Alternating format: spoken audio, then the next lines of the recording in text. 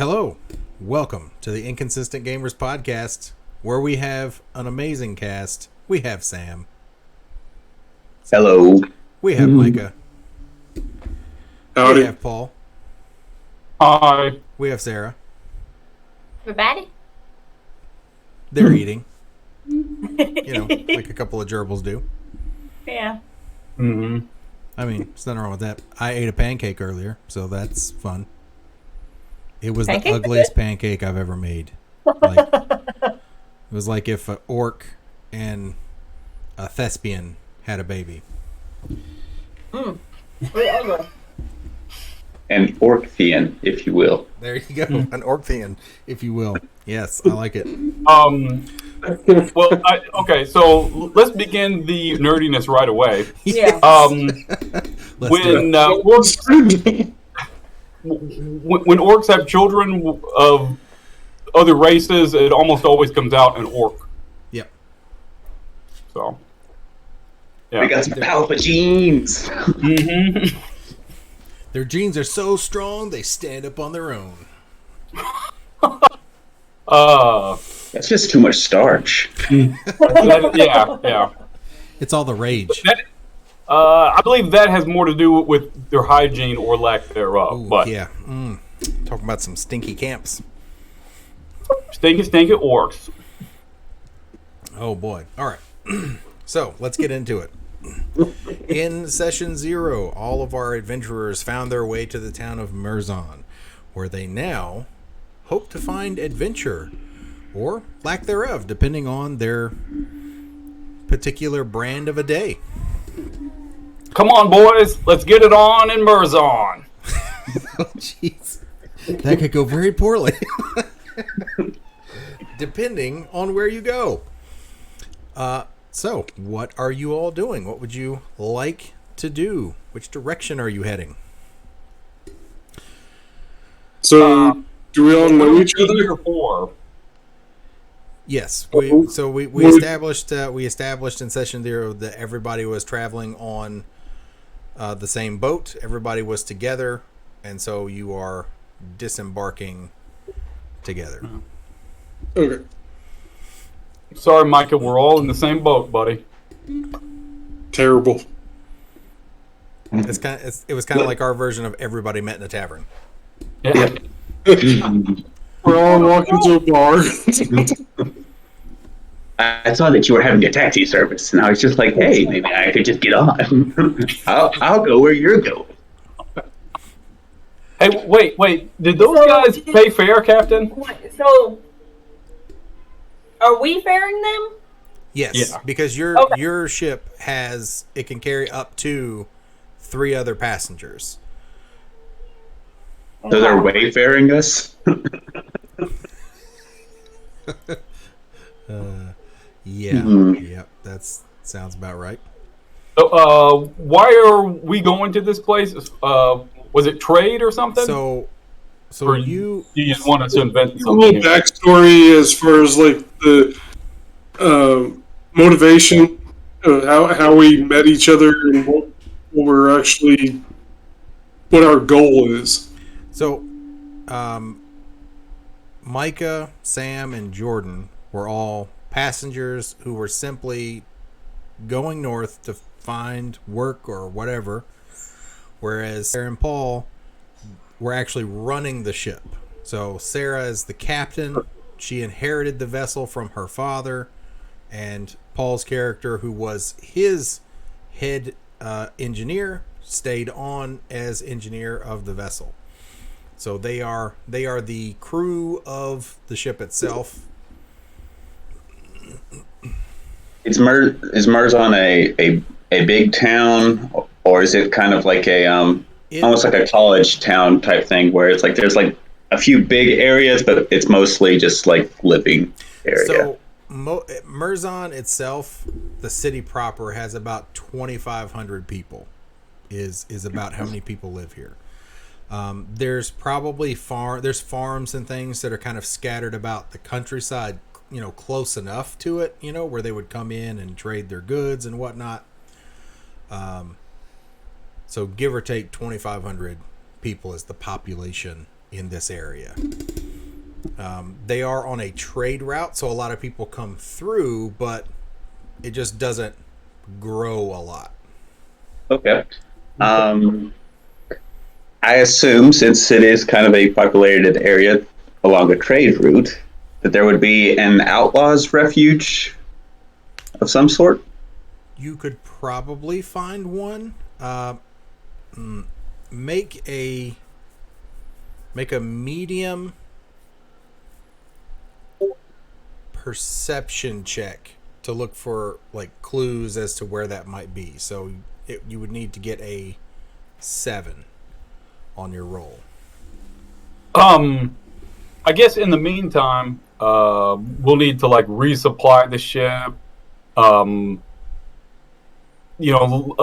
Let's just say that we have supplies that we need to keep the ship in good repair, and so I'm going to be on the lookout for that. Gotcha. So, that's going probably to the merchants district, maybe, or yeah.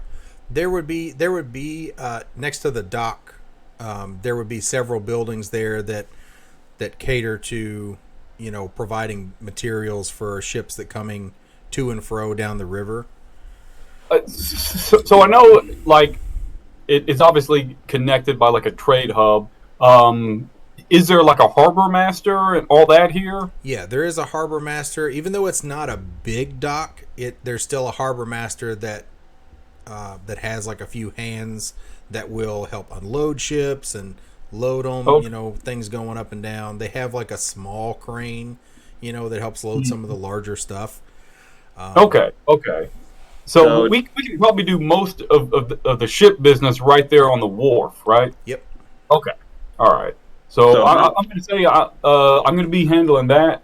Was there anything you wanted to do?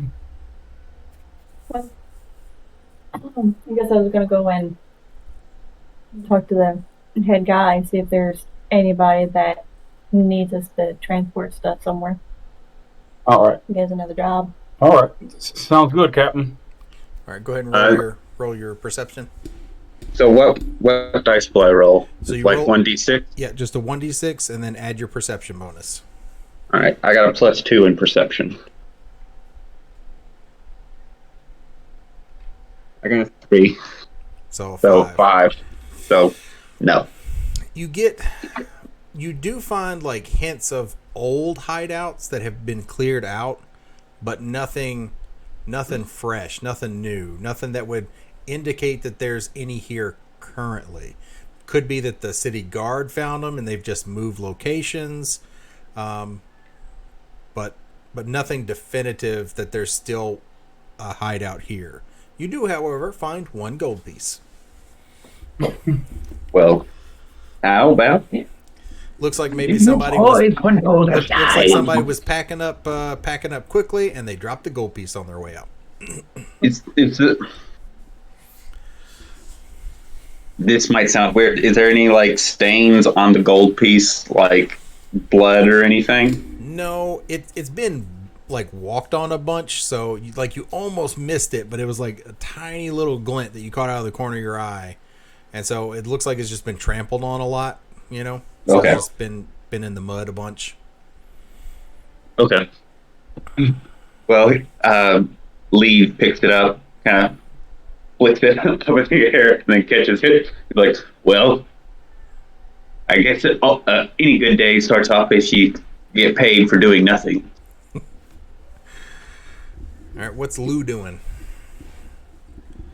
What's Lou Jones doing? Lou Jones. I like that.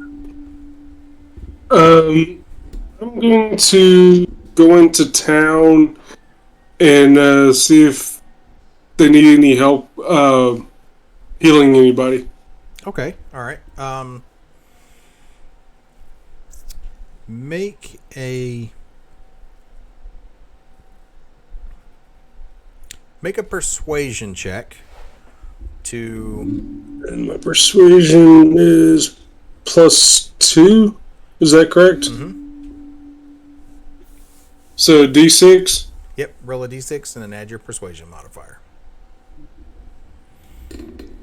So 5 rolls, so a 7. So a 7. Okay, you successfully do find like the local doctor's office, doctor's office.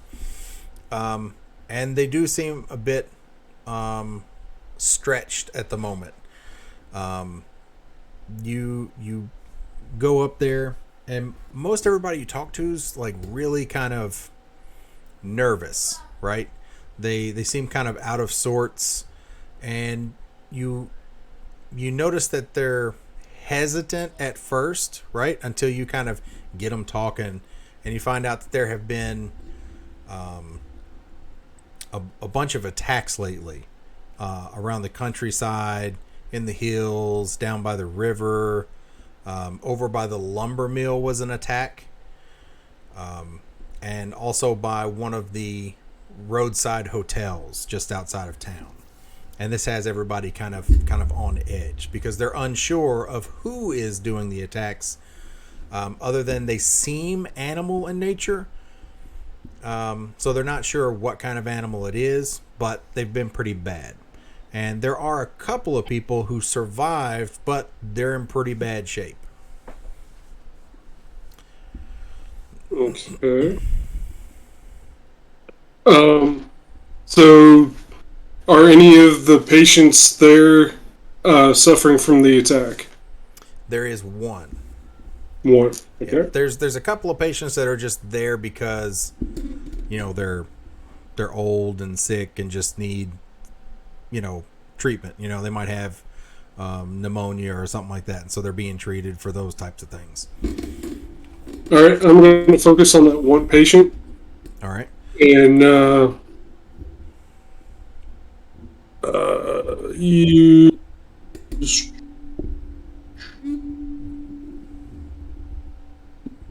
I'm going to use my healing. Are they unconscious, or are they?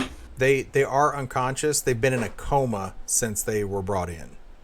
They've been able to treat their wounds to the degree that they're not dying currently, but they're still very badly injured. Like you can, when you look at the wounds, you can see like there are these. Well, make a perception check first of all to see what else you might notice about the wounds. I have no skill in perception. You can still make it's a dice roll, right? Yeah, it's just a straight dice roll. D6? Yep. 3.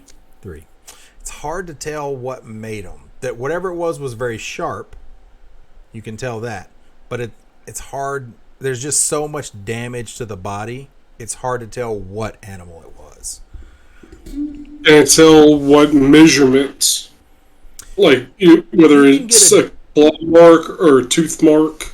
You can get a general sense that it was probably a claw of some sort, though you're unclear as to what type of animal it might have been. All right, I will try to get him out of the coma by using healing. Okay. It was a great white shark. Close the beaches, everybody. This will be a medium check, so you need a 7. Alright, well, I rolled a 5 and I have healing plus 2, so I got a 7. 7 exactly. Nice. So you're able to look at the wounds and you remember something. Hey, I came across this nice thing, this nice tonic I came across in my travels. It can help bring people out of a coma. And you pour that, in a dropper, and you just kind of slowly give it to them in the dropper so they don't choke on it.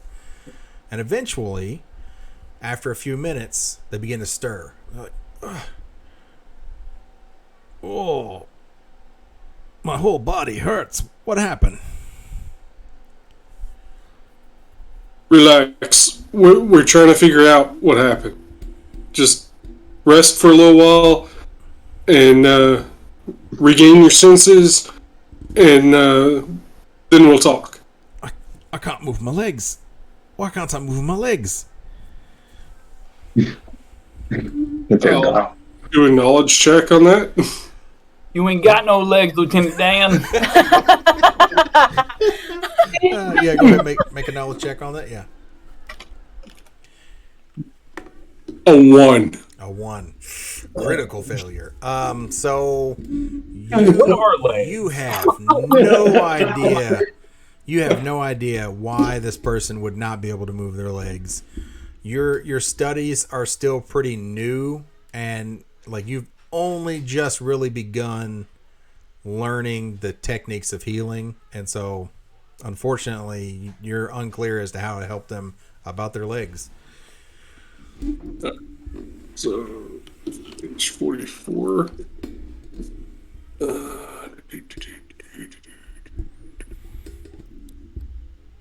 All right, what's everybody else doing? It just helps me. It doesn't help anybody else. Well, Anything? since my character can't find any signs of an outlaws refuge, is there like a speedy bar or tavern somewhere? Because There's one that's fairly close to the ship that seems kind of seedy. well, I guess he'll just kind of make his way there, and instead of like talking to people, I think what he'll try to do is just find like a dark corner and see if he can listen, or Ooh. like because people talk a lot when they're drunk or drinking, so could at least get an idea of what's going on in a tavern with people that are a little more loose-lipped. Yeah. Let me.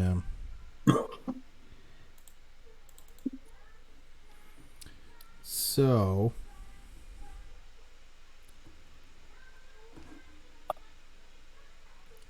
The bar is called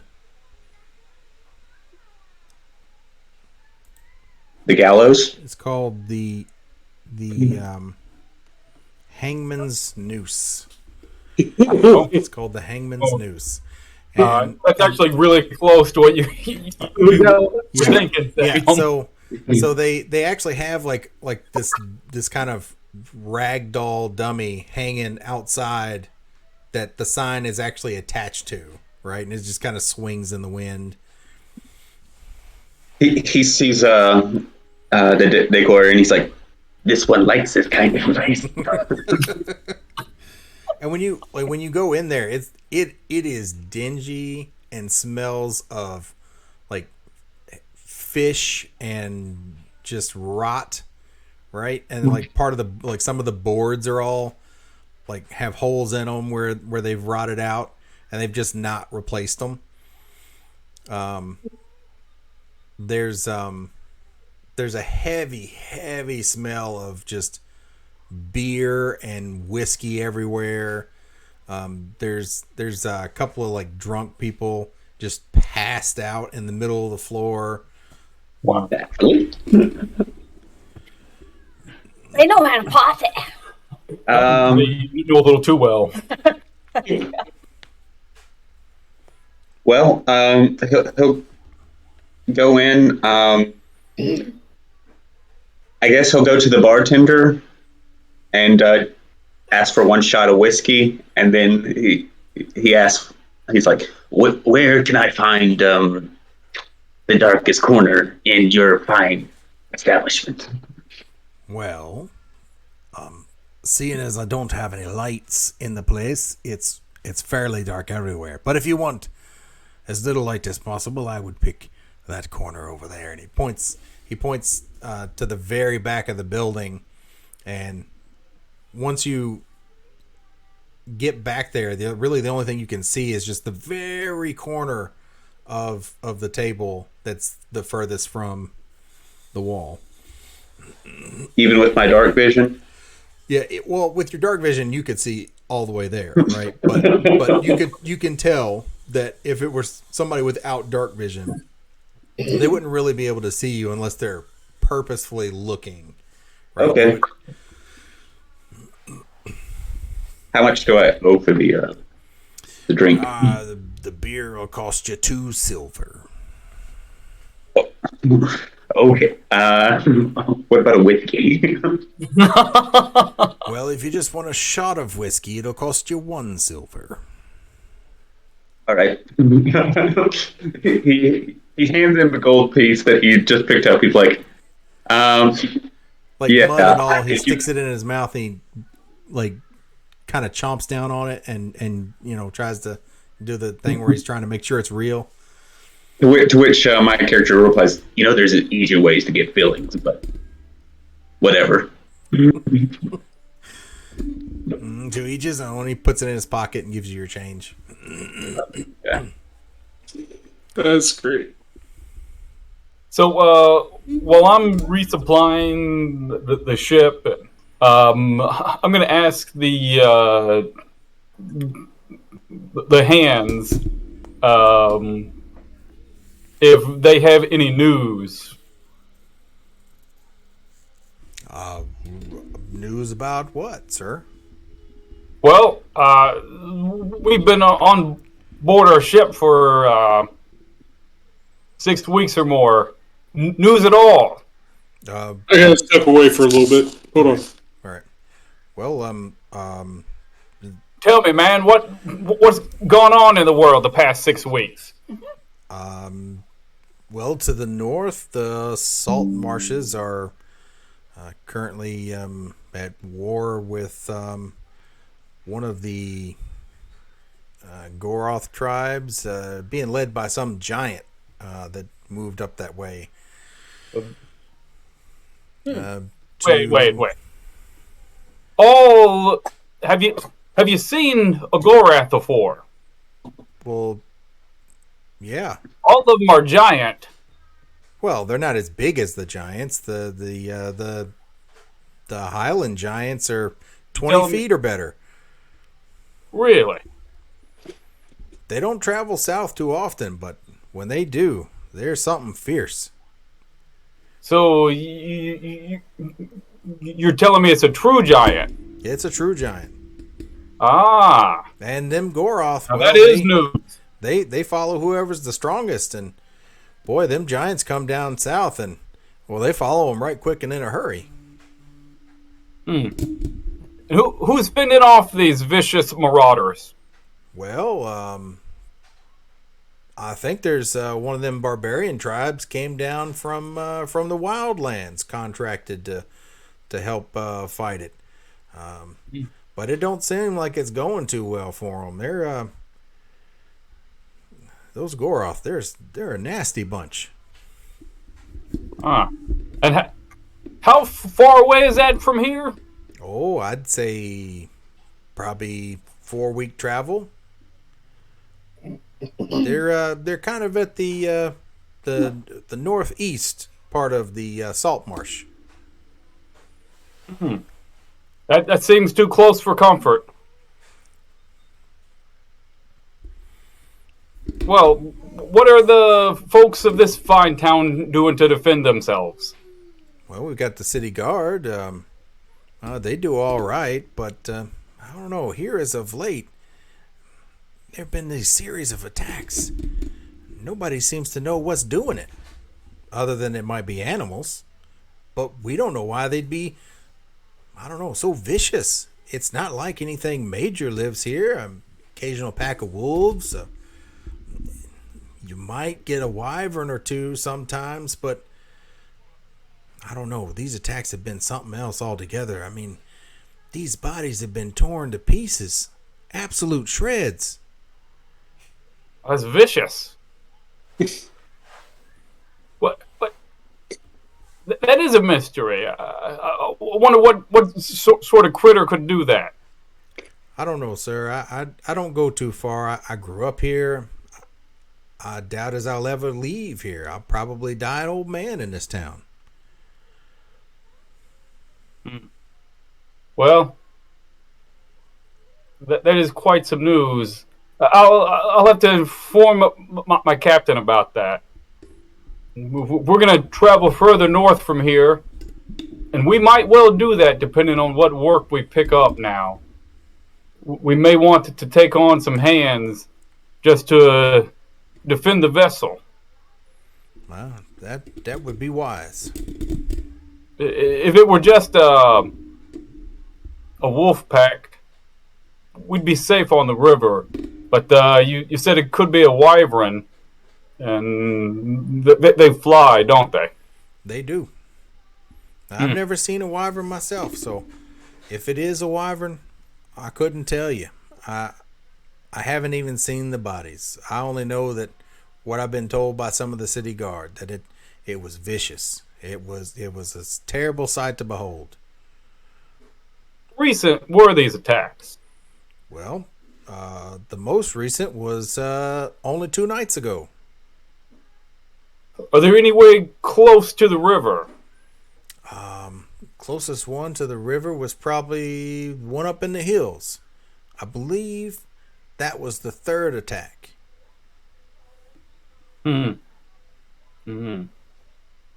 Troubled times we live in. Troubled times.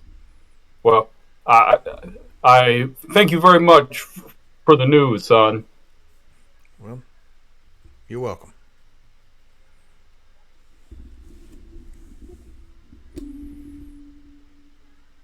All right. Have So, Oh, go ahead. What, No, it's your turn. Go ahead. what'd you say? have I talked to the manager guy?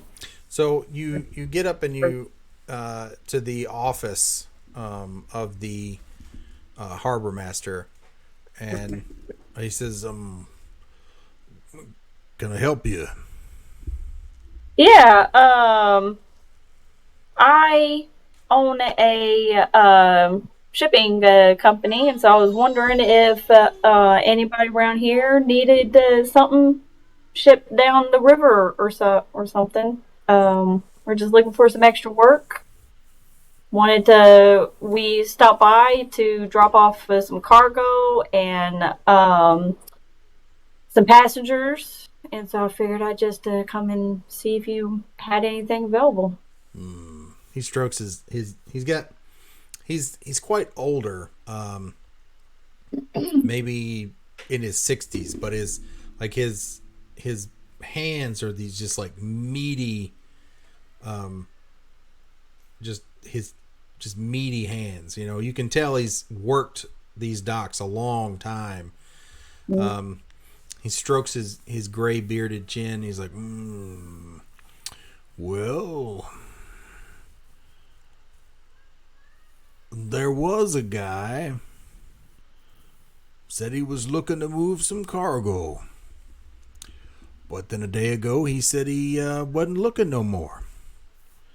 I don't know where he's staying, but he was wearing this blue silk cape, real fancy fella. Said he lived around here a long time ago. Then he moved away. Don't know why. Didn't get into it. But I would say maybe look around. The inns. There's an inn. Where was that inn located? Oh yeah, it's over on the southwest side of town. Like you're going to Amonsef. Out that road. All right. Thank you very much. Yeah. How long you think you'll be docked? Gotta write it down from my books. Oh, well, depending on if we find some work, maybe a day. Why don't I write it down for 2? And if you need to stay longer, just come back and let me know. All right, will do, sir. You have a good day. You too. He goes back down. He writes kind of slow, but he's writing his notes in his book.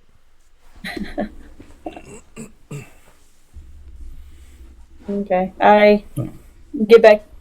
I just go straight back to the shit. Okay. Well, by this time we're loaded up with our supplies. Should be ready to sail soon, Captain. I gotta do a little work. She was taking on more water than I like last time I checked. But she'll be made fast in a jiffy. Okay. Anything I can do to help? Well, you can listen to something for a bit. Okay. These folks here have trouble brewing. There's some kind of beast that they've been attacking folks. No. If we stick to the river on our travels, we ought to be reasonably safe, but can't say that 100 for sure. Could be a wyvern. Ew. Those things are vicious. With that, everybody make me perception checks. It's an easy DC of 5, so you need a 5. Oh.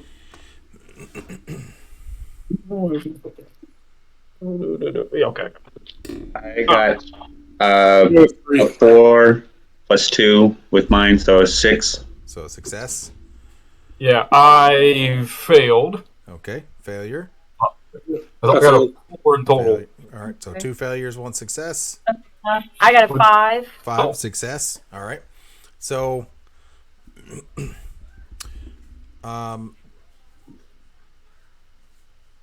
Live and hold on, I gotta look at your character's name again, Sarah. What's yours? Agatha? Agatha That's Ferguson. right. Yeah. So, Flanders. Agatha and Live, you start to hear this kind of rumble, and then this kind of sort of like explosion of like wood and glass and stone, and you begin to hear screams in the streets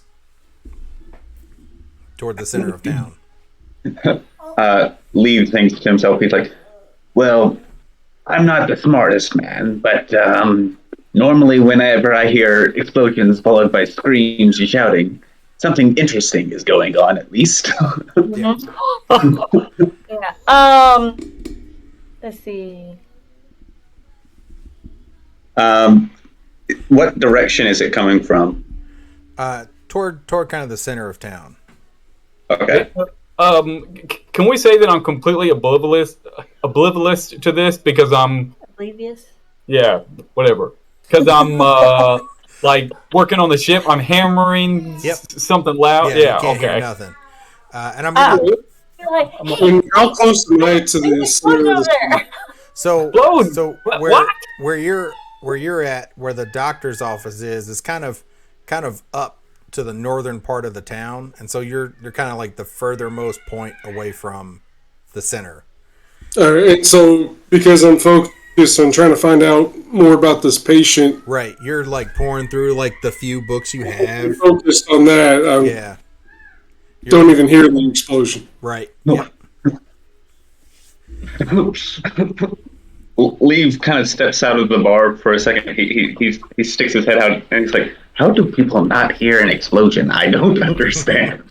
Well, like, and when you go outside, you can see that people are kind of starting to kind of like peer around corners and out windows and doors and trying to see what's going on. There's people running from whatever's happening, and then there are like you see like a couple of city guards are like running, rushing in trying to see what's happening. I want to get my armor on and go see what's happening. I mean, I just assume your armor's already on. Okay. All right. Now, Captain, I trust you with my life, but if there was an explosion, I surely would have heard it. But maybe a water main burst or something. Nope. Come on. I guess Lee will kind of stick to the shadows, but make his way towards the center of, or where he heard the explosion. Gotcha. And So do I need to do a sneak or a stealth? if you want to do stealth, yep, you can do a stealth. All right. What nobody's really looking for you, so I'll say it's an easy DC. Okay. So 5.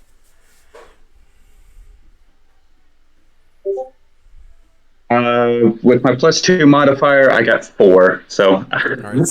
So you're trying to be stealthy. You assume you're stealthy because nobody's paying any attention. So you're just like sneaking around, but everybody's running around you. So you're just like, I got this. Yeah, it kind of looks like a Tom and Jerry cartoon where he's like, Yep. It's like everyone is like running and screaming, but he's like doing like this sneak walk. Yep. Do the creep crawl. Do the creep. I do the creep. I do the creep. Yeah. That's a good song. I like that song. I couldn't help it. I had to throw that in there. Nathan, did I use the healing tonic earlier, or did I just use my healing power on the guy? You just used your skill. Okay. I was adding that other thing for kind of flavor type deal. Gotcha.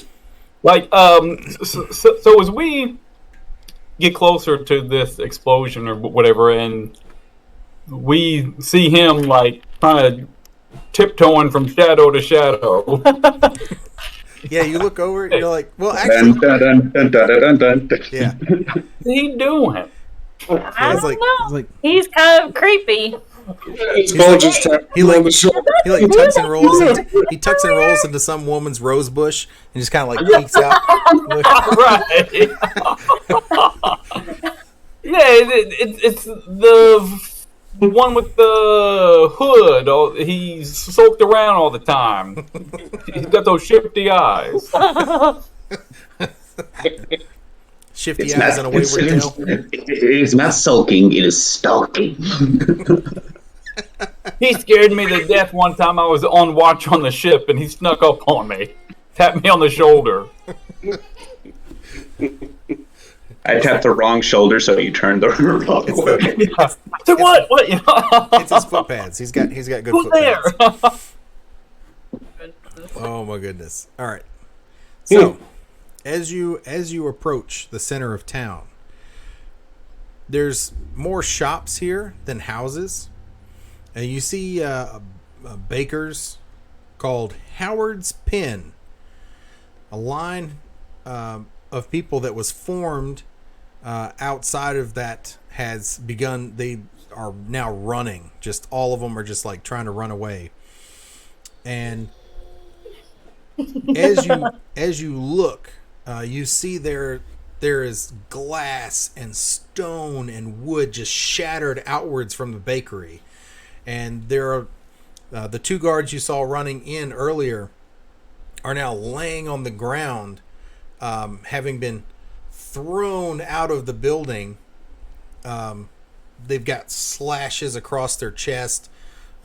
Their shields are all mangled and disformed. One of them's got like this huge gash across his neck, and they're just laying there on the ground. Oh. Okay. And you begin to hear this kind of Something bad about to happen. And then out of the window slithers these two giant centipedes, and they raise up. And I'm going to need everybody's initiative. All right. So your initiative is your combat score. So your base combat score is your initiative, and that is the order in which you will go. All right. I'm not there yet, right? Right, you're not there yet. But if you want, like, if you want to all of it. at this juncture, mine's a 4. 4. Mine's Okay. 4, 5. So at this juncture, I mean, you can hear now people are like screaming and they're running. So outside of the doctors, you'd now be able to kind of hear that there's a commotion happening. It's kind of now moved to the outer parts of the town. So if you wanted to go outside and investigate, you could do that. Yeah. Huh? What's that? Nah. Okay. You're staying put. You're like looking out the window, like, no, I got to help this guy. I'm staying with my patients. So I got a 5 in combat. Okay. So we got 2 5s and a 4. It's like they're gonna bring them all in here anyway. I might as well just stay here. So, okay. So, who has the highest? Hippocratic oath there. Who has the highest between Live and Agatha? Who has the highest acrobatics? I have a +2 in acrobatics. Okay. I got none. None. Okay. So Live will go first then. So it'll be Live, then Agatha, then Sid. But before that happens, the giant centipedes get to go because they have a 6. Lovely. Lovely. Big nasty bugs. And close to them, or closest to them, are 2 individuals. Let me see if I can find this picture here.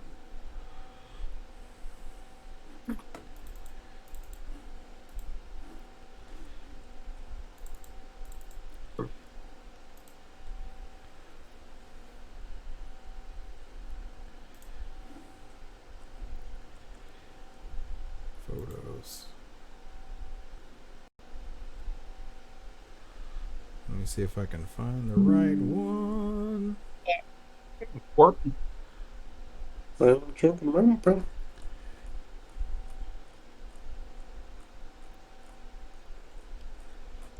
Who wants me to reach down there? She's like, no, you come to me, Dad. Yeah. Like, I'm not coming to you.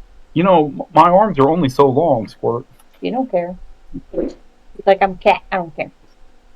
She wants to be on the far side, under the table, but she wants me to pet her, which makes it hard since I can't stretch my arms all the way over there. I was hoping you were talking about your cat and not your wife. Yeah. No, he was talking about our cat.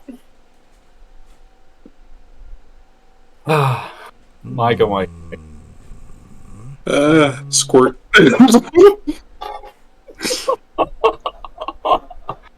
I really know why you can't get married. All right, I'm going to share my screen here so everybody can see the map. If he does, he's looking for a woman that's as tall as him. All right, you'll have to hit view. What string? Yep. Oh, that's a lot of blood. I'm the map.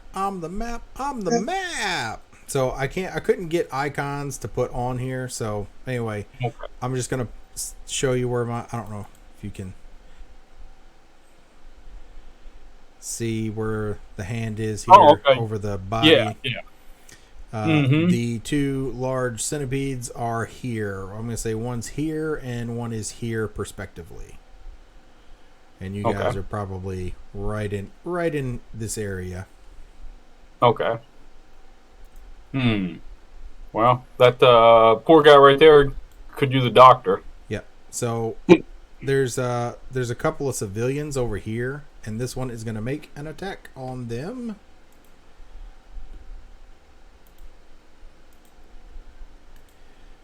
And so they go before the centipedes? What's that? They go before the centipedes? I thought you said the centipedes had the highest. Yeah, the giant centipedes are attacking the people. So let me get my dice going here. And can I somehow defend the people? On your turn. Oh, okay. So it rolled a 11. That's definitely going to hit. And it is going to deal...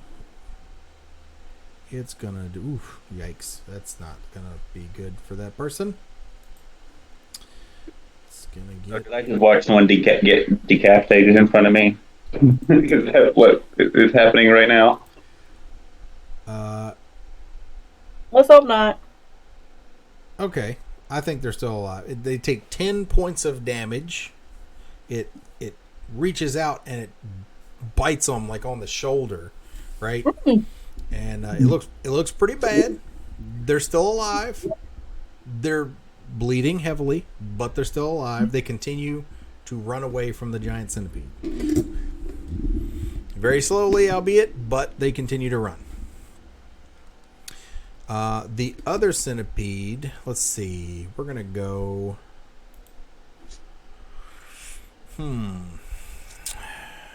There's 3 of you, so... We're going to go 1, 2, live, 3, 4, Sid, 5, 6, Agatha. Okay. 6, Agatha. All right. So what is your dodge? You're up, Captain.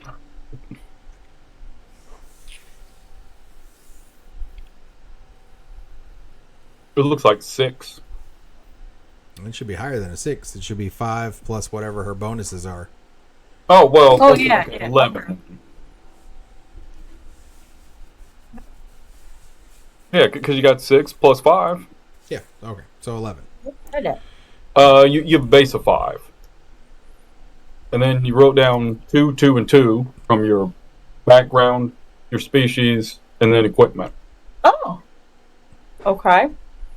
That's You're, I'm just glancing at your character so sheet there. do you have a shield? Is that what's giving you the other +2? Because armor gives you just gives you a damage reduction.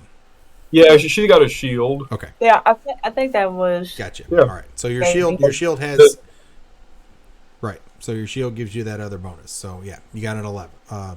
11. So 5. Oh, I think it just hit you. Oh. It rolled a 5 plus 6 is 11. So it just barely hit you. Okay. All right. How much can I block with my shield? So your shield also should have a 2 on your damage reduction as well, right? Because of the because it's like kind of biting down on the shield and you. Okay. Your damage reduction's a 4. So. Okay. Okay. So you're going to take, let's see, you're going to take 11 minus 4. Oh. Jeez.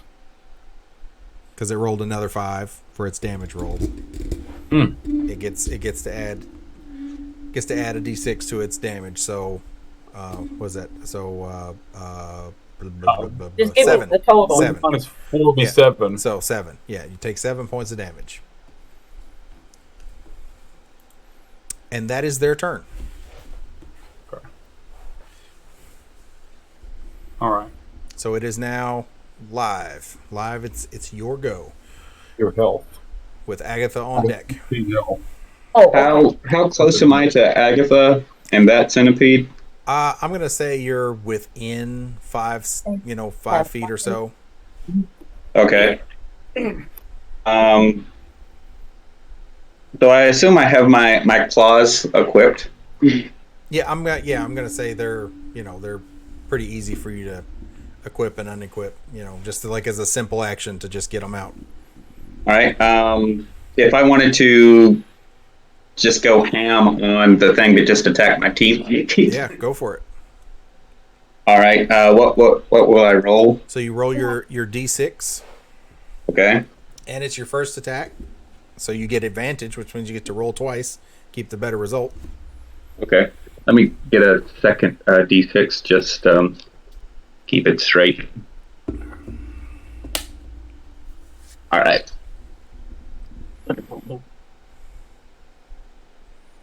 I got 6 on 6, one of them. That means you get to roll again because it's a crit. Oh, cool. So it's not advantage for the second roll, but you do get to roll again. Yeah. I had a 3 on the other one, so. Oh. 5. 5. So it does hit again. Now I can't remember. Did you get the keen feature on your weapon or no? I don't think so. It was something you wanted to do, but you don't have the gold to do it yet. Gotcha. So Yeah. your second attack does hit. So you deal damage twice to this creature. All right. So my base damage on my claws do six damage. So that's a total And of 12 right four- there. So 12, and then wow. All right. So it takes 12 points of damage. It's looking pretty hurt. It's not dead, but it's looking pretty hurt. All right. So how this goes down is he sees that it's attacking the captain, and he just does like this flying punch and just like stabs it like multiple times with both of the fists Nice. as fast as he can, like a martial artist boxer, rapid succession. Just Okay. Just going ham on this thing. yeah. I was kind of like imagining how they shiv guys in jail, you know. Tuk, tuk, tuk, tuk. Yeah. Yeah, you realize that this thing has like a really hard carapace. So you use your first attack to kind of like get under one of the pieces of armor, and then you use the other one to just kind of like jab in there. Yeah. I was like, why don't you die? All right, so that is live. It is Agatha with Sit on Deck. Okay, I'm gonna use my bow and use one of my explosive arrows. Now, keep in mind, you're all bunched up. So everyone in your group is going to take that damage because they're all in the area of effect. Okay, never mind then. There's the other one. There's though. the other one. You can aim at the other one. There's nobody around it. Oh, okay. Okay, yeah, I'll do that then. Okay. So make your roll 1d6 plus your combat. And then add your combat. Yep. And if I don't know if your bow is a +1 or not. If it's a +1, then it would add that +1 to the attack. I don't know if it is or not. I can't remember. Mm-hmm. Okay. No. She bought a hunting bow. She didn't have me make one. Okay. You know. Yeah. All right. Can you pull up the thingy? What's the weapons? Yeah. Can you pull that up? Did you not write down the damage that it did? I think that's what that 5 is. I want to make sure. Okay. Hang on, because I closed the book, so I'll have to find the entry. Well, what'd you get on your roll? Okay. Let's see. I rolled a 3, and what else do I add? Add your combat. That okay. That's 5. Okay. And 3. 8. That's 8 so far. So 8 is a hit. You hit it. All right. Okay. And then let's look at this entry real quick. Let's make sure she made the note I right. got a hunting bow. Oh wait, that's melee weapons. Hunting bow. Yeah, it does 5 damage. 5 damage. Okay. So- Plus whatever the explosive damage is. It's 5 plus your combat score, so that's 11. And then your explosive bit, it takes another so many d4, I think is what we said. What is this? Oh, yeah, it does 4d4. 40. So 4d4, yeah. roll 4d4 and add that to the damage roll. Oh boy. Okay. Yeah. Those explosive arrows are really good. Now you've only got 4 more of those. Yep. So Yeah. where's the d4? I can't even find 1 d4 in here. What the heck, man? There's 1. Okay. I got Yeah, I don't even know. I got my digital roller up. You want me to just roll it on here? Yeah. Just roll that one 4 times. I'll Huh. roll this one 4 times. We forgot to bring the boat. Okay, 3. I'll keep track of it. 3. 4 is 7. Plus 3 is 10. plus 2 is 12. 12. Nice. So that's 23 points of damage. Good lord. Nice. That is. I need a pencil. Here we go. There's a pencil. 23 points of damage. Good grief. Yeah, people, that was just a demonstration. If anyone would like explosive arrows, I am crafting some for a very modest fee. Oh my goodness. Wow.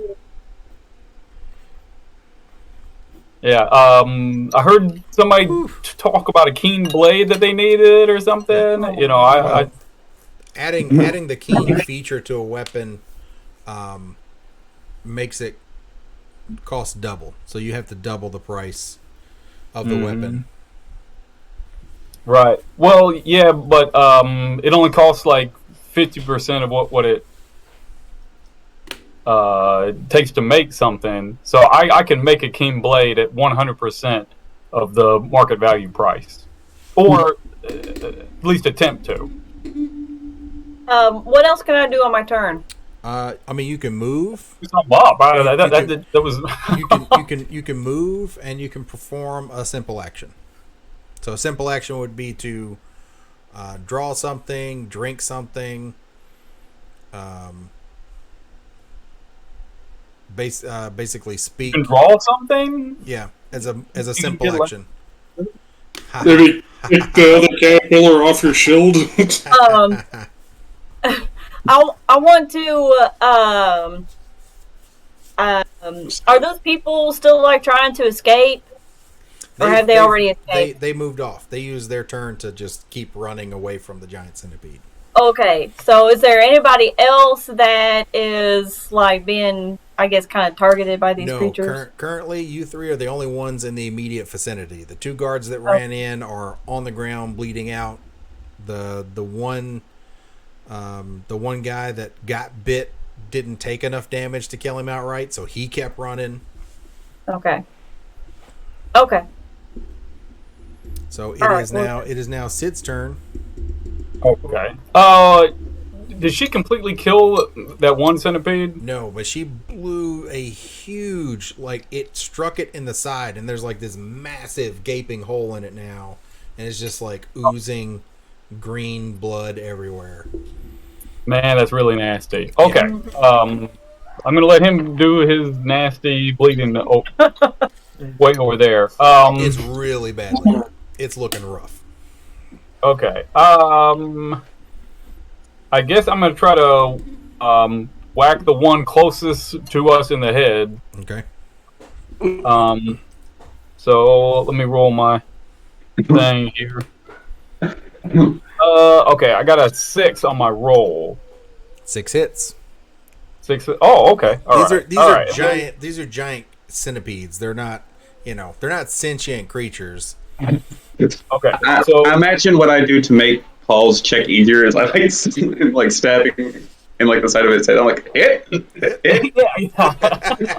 I just like wind up my shot. Bam. I do 8 points of damage. 8 points of damage. All right. That's a rough hit. Also, my things do bleed, so don't forget about that. 4 points of bleed. Yep. Well, you hit it twice, so it would take 8 points of bleed. Oh, okay. Okay. So, let me. And then let me do math here. Okay. Strong suits. It is not looking happy. Well, I hope not. I would like to make a knowledge check. All right. To see if these things are poisonous. Go ahead. It would be we'll say an easy knowledge check because they're fairly common creatures. Okay, so I got a 7 on that. So that's 7. You definitely know that these are not poisonous. They do, however, spit acid. Oh, okay. Lovely. All right. So when I recognize that it is capable of spitting acid, I'm going to kind of cower behind my shield. Okay. All right. Makes sense. Makes sense. All right. That's your turn. It is now the centipedes go. They're not happy. They're not looking good. The one on the other side, furthest away from you, is going to try and spit acid. It's not going to care about its buddy. It's going to spit acid at Live. And it's probably also going to hit you guys as well. Yep. It is a splash effect. So let's see who we get. Ooh, not a great roll. Not great. Good. That is an 8 in total. Okay. Does anybody have an 8? An 8 or lower? Oh, I actually have a 9. An 8. 8 and what? So in dodge? Yeah, so your dodge. I have 7 in dodge. So it's 5 plus your... your dodge also has a base of 5, right? Yeah, your dodge has a base of 5 plus your background plus your species. Oh, wait. Yeah, so... 6. So I got 6, 5, 11. 11, yeah. I got 11. What's that? 11. Oh. 9. Yeah, because...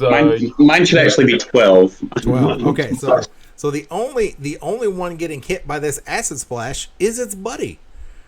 Right? Which this is like basically Leave is just yeah.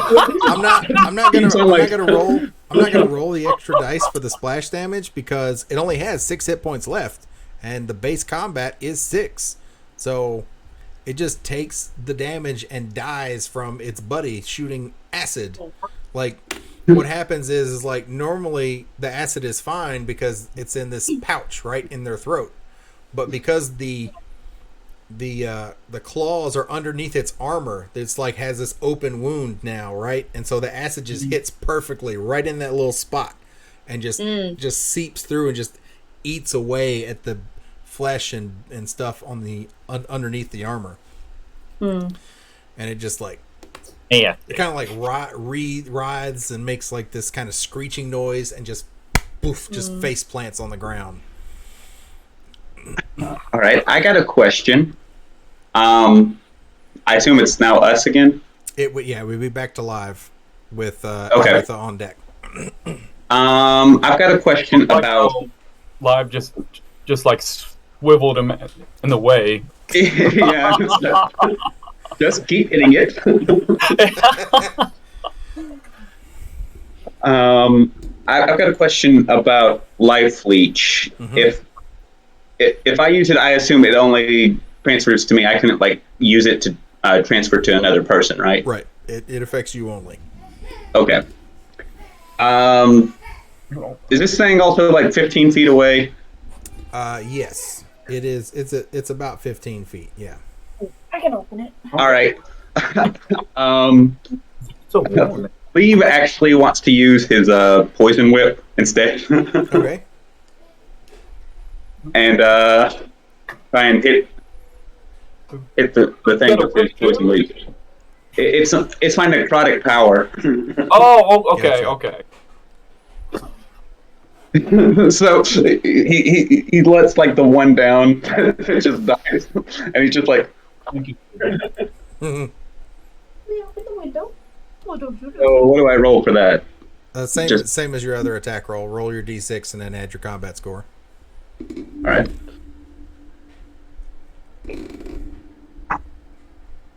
Three plus 5. That hits.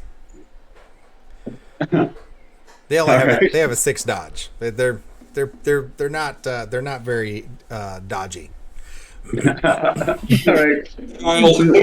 So as Lee lets the one trump to the floor, he's like, I really don't have time for this. He just sends out this necrotic poison whip. It just like a grapple like hook, and just like hits it, and I get the chest. Okay. Just gotcha. And what's your damage on that? The poison whip is I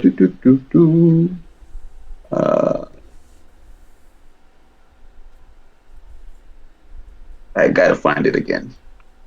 Okay, it is.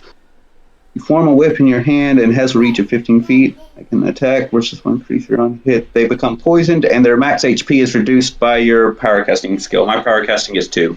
Okay, so their max HP is reduced.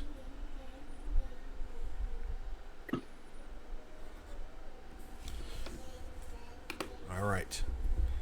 They are not looking happy, so they now have. You have advantage. On whoever attacks it next has advantage on attack rolls. Oh, you're up, Captain. Because it is poisoned, which means it is disoriented.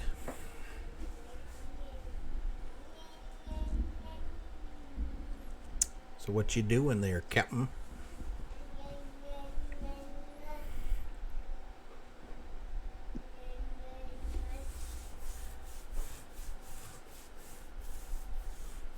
Let's see.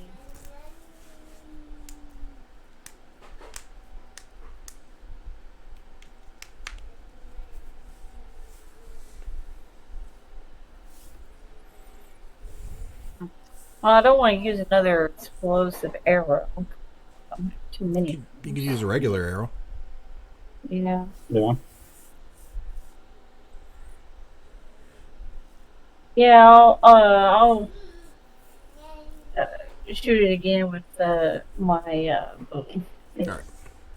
When we have some downtime and resources, I can make some more. It just, I can't on the fly. Of course. What are you talking about? You got a centipede right there. It's got a hard purpose. So I rolled. Then add your combat. Okay. 9. I got a 9. 9 hits. So your damage is your bow does 5, and your combat was. There you go. It's 5 also. So 10. You take aim, and right as it opens its mouth again to spit acid, the arrow just sinks right into its throat. And at first it starts to spit the acid, but then it more like coughs, and the acid just spills out onto the ground, and it just slumps. Good news, I think the centipede is dead. Bad news, you're not getting that arrow back, Captain. I don't want it back. Yeah, the arrow now is like kind of like burning and kind of dissolving, you know. Arrows are cheap. I can always replace it. That's true. They're just some iron, wood, and some fletching. Yep. All right. Yeah. I guess I craft your arrows too, or I think I just you don't have the bought those. crafting. I think she just bought like a pack of 50 arrows or something like that. Okay. So you guys are out of combat. What would you like to do? I want to go over to those guards and see if they're still alive, and I guess help carry them to the doctor. Okay, make a healing check just to see if they're still breathing. Need at least a 5, an easy check. While she's checking out the people, I want to make sure that the building that the centipedes came out of, that it's not about to collapse. No, it doesn't look like it's about to collapse, but when you look in there, there's like this big hole in the floor where they've pushed up the boards and kind of pushed stuff out of the way. It just kind of exploded out of the ground. Oh, wow. Okay. Leave wants to know if these things are edible. You can harvest them. It would be a 5 difficulty survival check to harvest any kind of usable meat. Okay. I mean, it's basically shellfish, right? Yeah, I mean, pretty much. Yeah. Micah, Man's you're gotta eat. And if you wanted to harvest the acid sacks, right?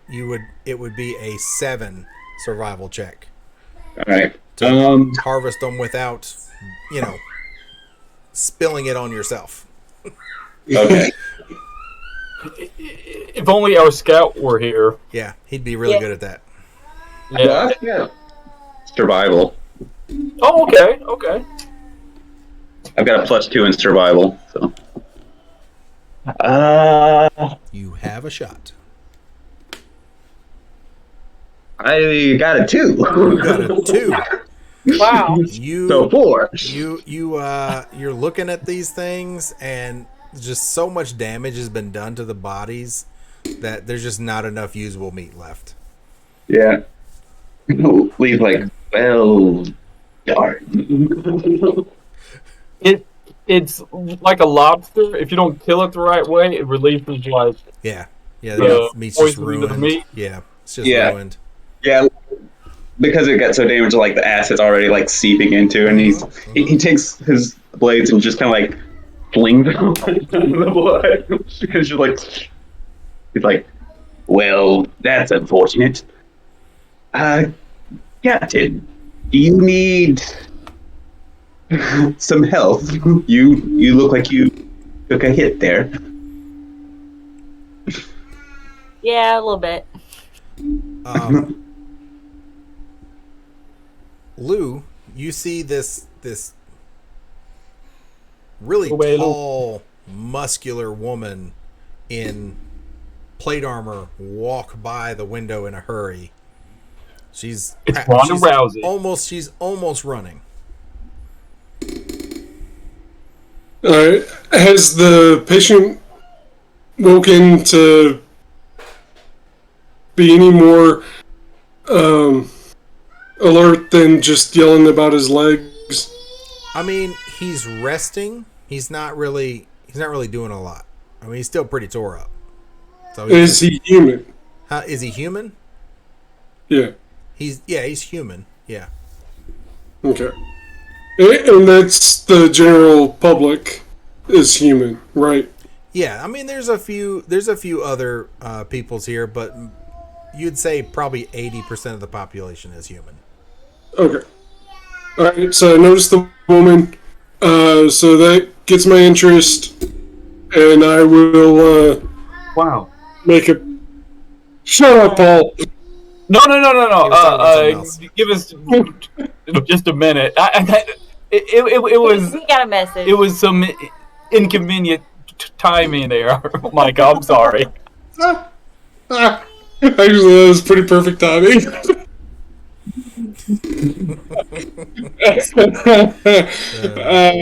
Anyway, okay. So I'll do a perception roll. It's a 3. Just a straight 3. Yeah, I don't have any pluses in perception. She's military. I'm a very observant doctor. She's military of some type.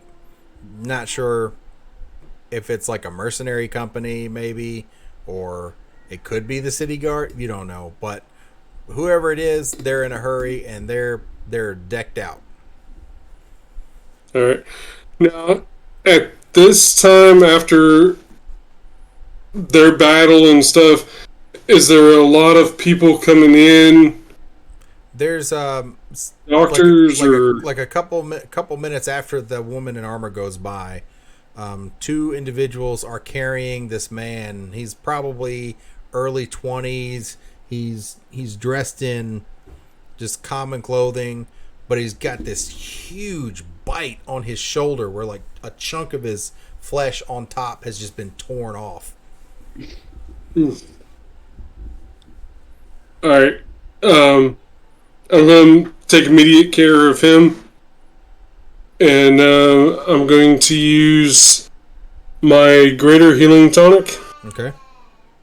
And that is page 56.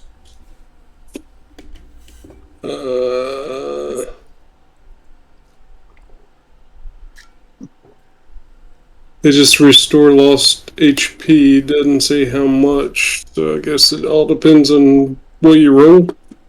Let me double check.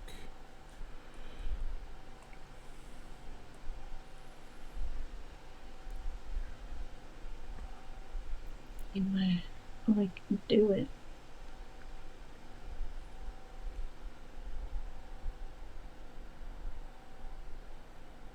No, yep, I did not put it in there. So a greater healing tonic, it would restore 4d10 plus your healing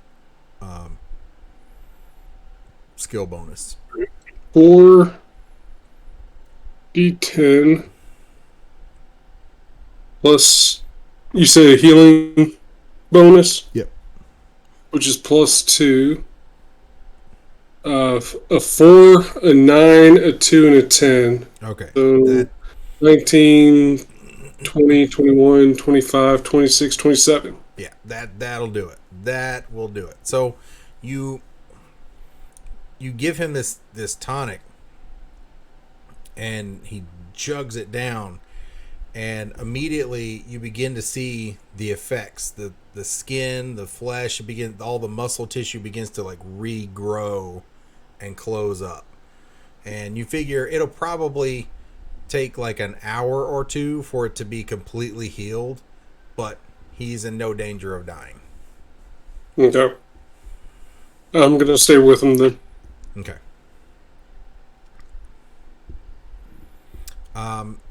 So All right. Live, Sid, and Agatha.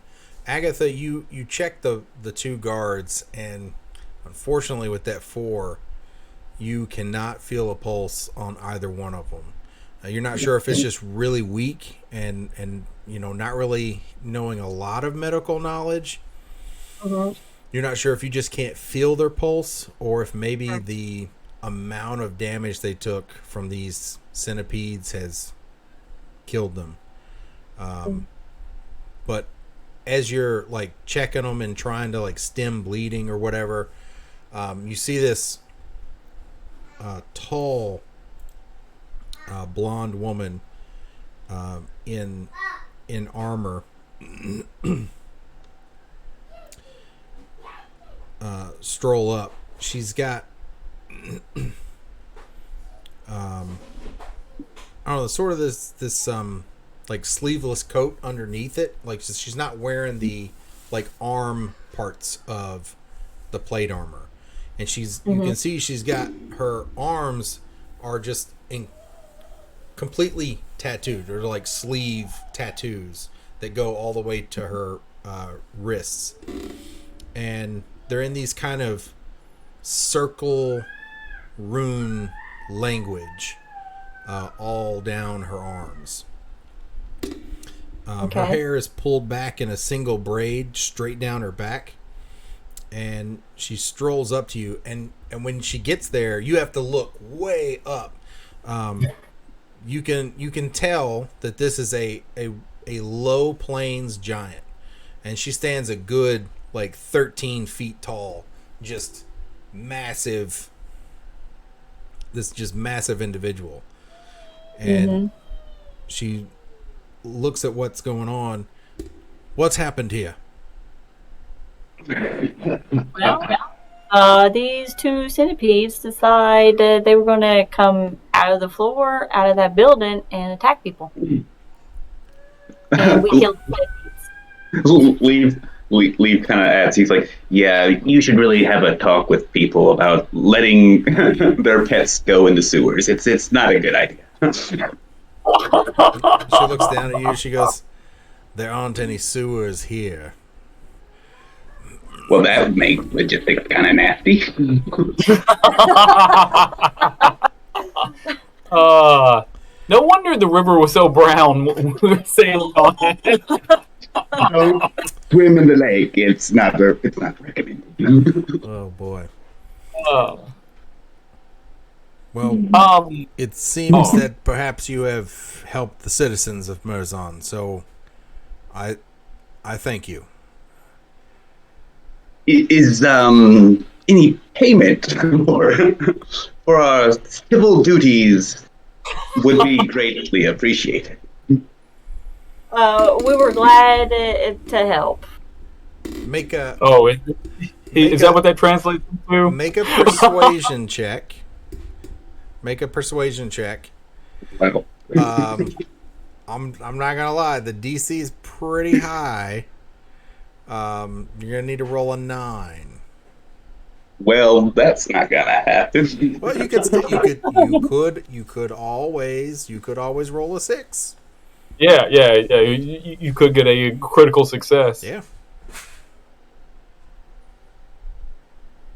2. 2. Okay. Oh, She kind of scowls at you for like the remark. She doesn't say anything. He's like, well, right. sorry. While they're having that conversation, I'm going to check out this hole that just Okay. the bugs came out of. All right. Make a perception check. Okay. Are you that brave of a person? Well, I'm checking it out. Well, allow me to define checking it out.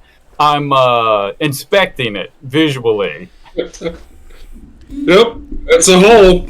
Oh, all right. He's looking at the hole. Rolled a 6. Hey. There's an 8 right there. Plus 3 more. That's 11. 11. All right. So you look down into where they have come from, and you can just make out that the tunnel makes a sharp turn. It goes down and to the right. So they have apparently been burrowing like all through this area. How far down does it go before it makes that sharp right turn? By your best estimate, you'd say probably 20 feet, 30 feet. Kind of goes down at an angle and then turns sharply to the right. And how wide a hole is it? Oh, it's more than big enough for like medium-sized creatures such as yourself to like walk through there. Wow. Okay. Yeah. Okay. Does it look structurally sound? You guess from what you can see, the dirt and rock is packed tight enough that you could walk through there without there being a cave in. It's interesting. Like it's almost like they have this like this secretion, right, that kind of packs against the walls and it hardens almost like stone. Oh wow. Okay. All right.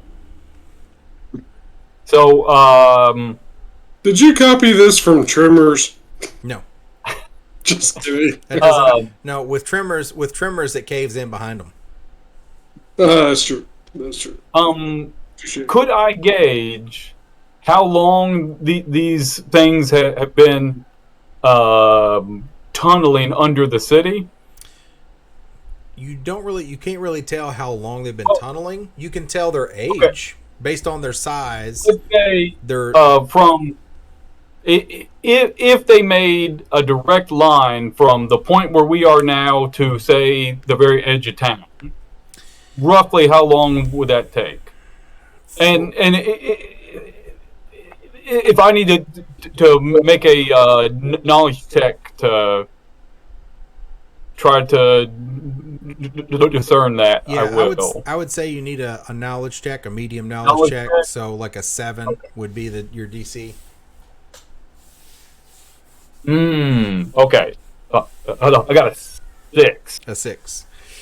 It's, the funny thing is, you've dealt with more machines than creatures, Mm-hmm. You would say if you were dealing with a machine, you could probably do it in a week or two. But these things could have been down here for months. Hang on 1 second. Let me check one thing. Because I've got an ability, and I can't remember what it does. It might come into play here.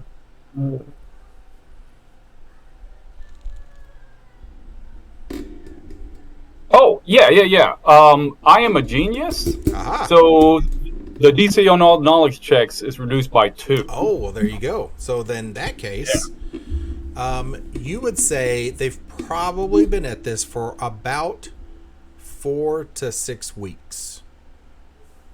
Between 4 to 6 weeks. 2 creatures of this size could have done this in about 4 to 6 weeks if they started at the edge of town, and they could have just an absolute massive tunnel system. Wow. There were only just 2 of them. Yeah. There's likely to be more than 2. Like with that knowledge check too, I would say your knowledge of not only their capabilities of tunneling, there would have to be a queen somewhere and a nest. Oh, they're like a hive creature. Yeah. Like ants or bees or something. Mm-hmm. Gotcha. Okay. Wow. All right. So, armed with this knowledge, I'm going to go back outside Okay. with the intention of letting my companions know what's up. All right. The woman says, "By the way, my name is Myrna." Myrna. That's a lot of woman. She laughs, and at this point too, she's had other guards have joined her, and they're like picking up their fallen comrades and carrying them off. Agatha. He looks like a woman but talks like a man.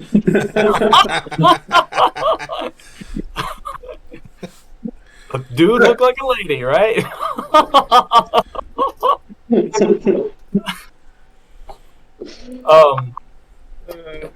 Agatha, you have a bug problem in this city.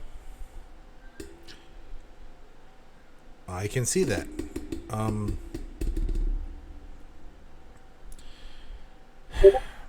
By my name.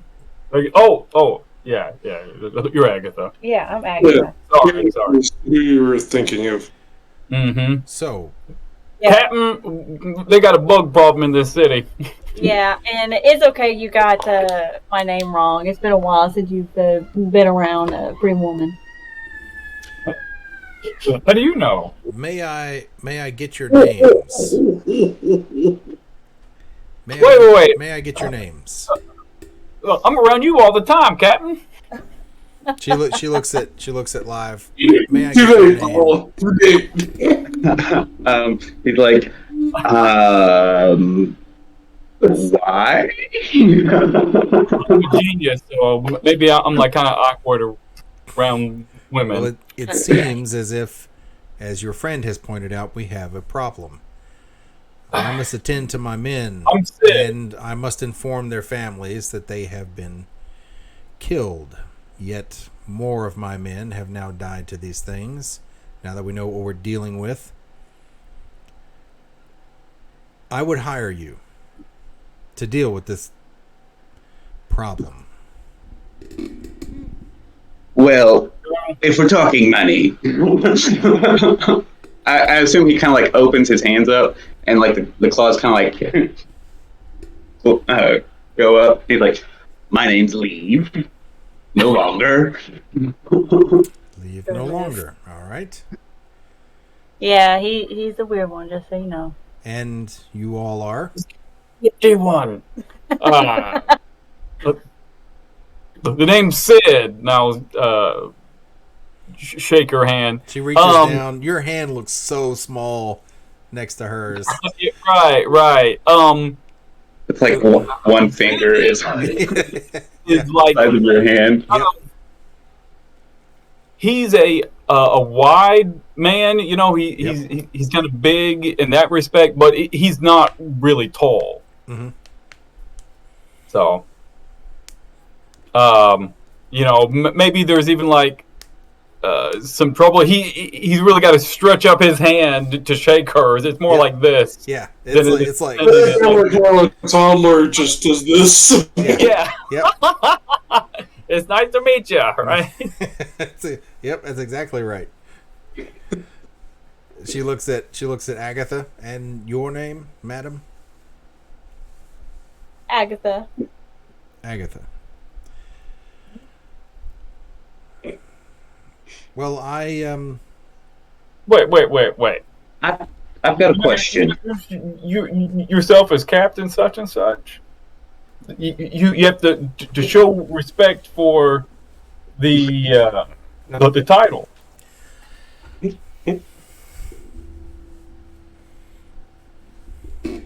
All right, Captain.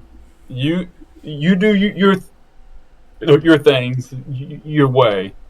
Yeah. But your father was Captain. What's your last name? Yeah, but your father was Captain Flenderson. Well, I've got a question.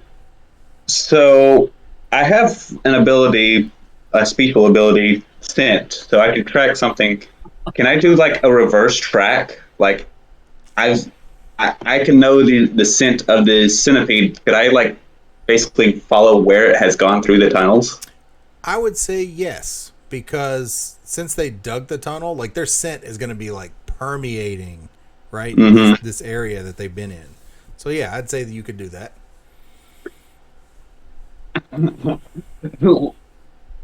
What's the tall lady's name again? Myrna. He kind of turns to her and he's like, I can probably track where these things came from, but how are you feeling about fire? I find fire usually works really well with bugs.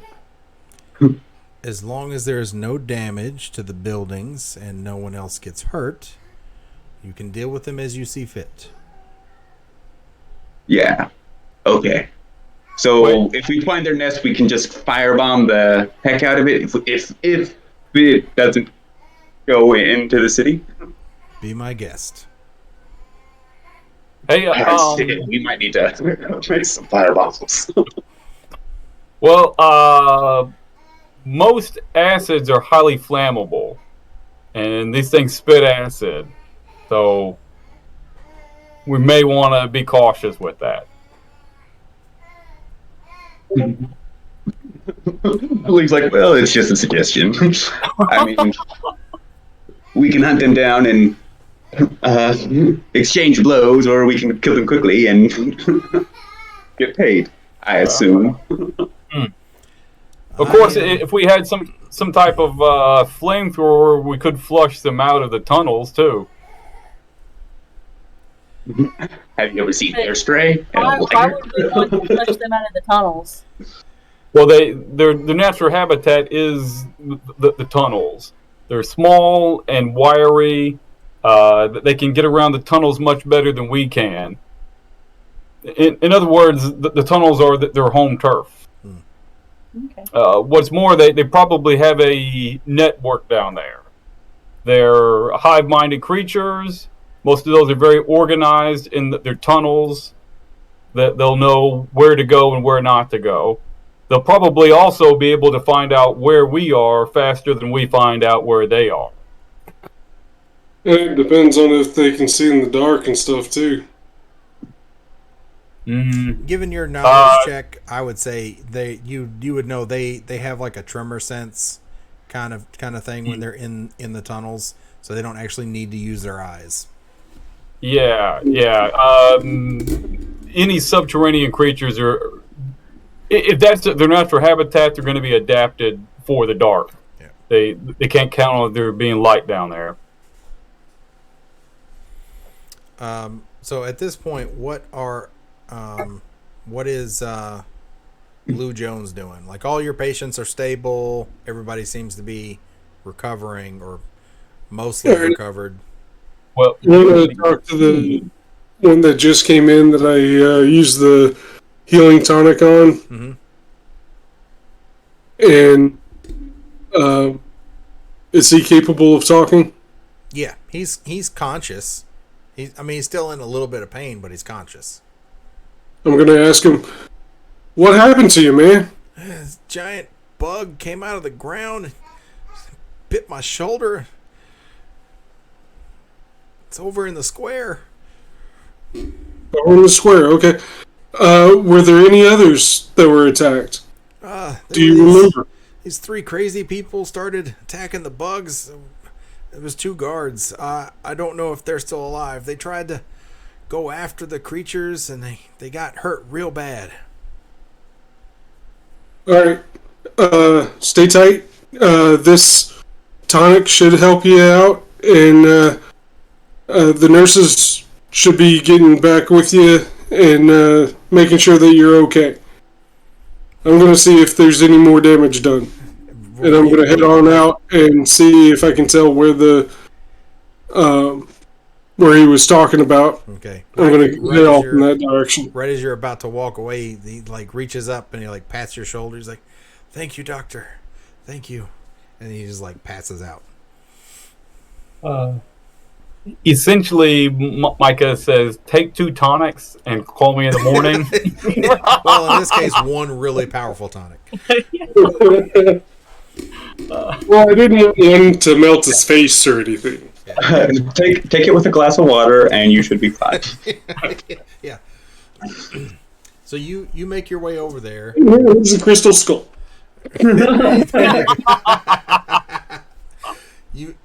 I actually liked that movie. A lot of people gave it crap, but I actually liked Indiana Jones and the Crystal Skull. It was good. I've never seen it. I mean, it's pretty good. It's a little bit of a departure from, from what the other movies were. Well, I mean, I just don't care for Shia LaBeouf. Yeah, Shia LaBeouf. there's fantastic elements in all of them. Yeah. You know, that was a major complaint I heard about it was too fantastic. So, I guess. I mean, Raiders of the Lost Ark had the Holy Ghost or whatever come out of the Ark of the Covenant and melt Nazi faces. Yeah. So, Yep. It's you can't get much more fantastical than that. I mean, it's That's pretty fantastic. I mean, even the one with what was it, The Last Crusade, where they found supposed to be the cup of Jesus Christ that he drank from. Yeah. It's you had a knight from whenever that was just there guarding the cup, right? It's come on, come on, Yeah, come on. Yeah, because he was like the guardian of the chalice or whatever, and and then you drank from the wrong cup and it caused I don't know, you died or whatever, you aged, turned into friggin' dust. yeah. I'm not sure what that was about. I realize, where they get the idea that if you drink from the cup or whatever, you're not going to die. But you're drinking from the cup of life. Right. Mm-hmm. But I never read about the other cups that they featured in the movie. Right. And that's where the fantastical element comes into play, right? Right. It's none of that was in the Bible. Yeah. I mean, I don't think Jesus was playing the price of right with his apostles. And cup number 1 is immortal life. Peter, come on down. You got the thump, Judas. That's your fate today. Oh, sorry, do you Judas, live or do you die? You just lost everything. It's like you got the wrong spin or something, Right. Oh man. If there was a burning hell. Right. We would do that. Okay. Alright, so I'm going to just head out in the direction that he told me. All right. So you get there and you see the three of them standing there talking to that very large woman you saw rush past the window. Hey, I know her. Yeah. I have to take a restroom break. So if you wanted to fill him in, if anybody else needs the restroom, go ahead and do so now. And I'm gonna. That sounds like a good idea. I got permission to go to the potty. I'm gonna go take a restroom break. Filtration system activated. This episode brought to you by Jerry's Popcorn. Jerry's Popcorn. The worst tasting popcorn in all the world. It will kill you because it tastes like poop.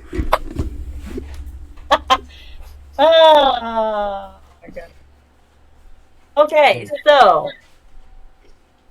Oh, I guess Mike is not there anymore. No, he went to the restroom. yeah, he went to the men's room too. He was like, forget being filled in, I'm going to the restroom. Yeah, I don't have her number. I just have I can call her on the messenger thing. Yep. But she hasn't gotten back to me. They're probably doing Christmas stuff. Oh well, yeah. Really is. Yeah. I kind of totally forgot about that. Yeah. Plus, I mean, it's 70 degrees outside. It doesn't feel like this is. Yeah. I want to be surprised if another storm comes through with how hot it is. Right. Man, I saw on the news last night, like the West and the Northwest is getting like 10 feet of snow. Yeah. Like Colorado. What else? What other states were getting it? Like Wyoming, Colorado. Yeah. Scranton. Well, yeah. Like Pennsylvania, New Jersey, and Connecticut were getting a little snow, like 6 or 8 inches. But then, like the Northwest was getting up to 10 feet of snow in places. It was just piling up, you know. Yeah, and my sister wants to move there. Really? Well, they're moving to Connecticut, where they're getting a lot of snow. Okay. But not. No, Clint lives in Colorado, and they're calling for, like, what you said, like 10 feet of snow. Crazy. Yeah, that's crazy, isn't it? Because we went for a walk before we sat down to play with you guys, right? I'm in shorts and a t-shirt. I'm sweating. I have the fan on right now. Yeah. It's quite warm here. Yeah. It's literally the warmest it has ever been on Christmas Day in this area. Wow. The record was 70 degrees, and it reached like 74 or 75 today. Depending on where you're at. Like right now, it's 73. Well, I'm not going to complain because I love this. I mean, but it's throwing my allergies out of whack, man. Oh, whackity whack. This is. I'm sorry to hear that, Micah, but I thought it was allergies. Do what? I'm sorry to hear that, but I'm enjoying the weather still. Yeah. I am too.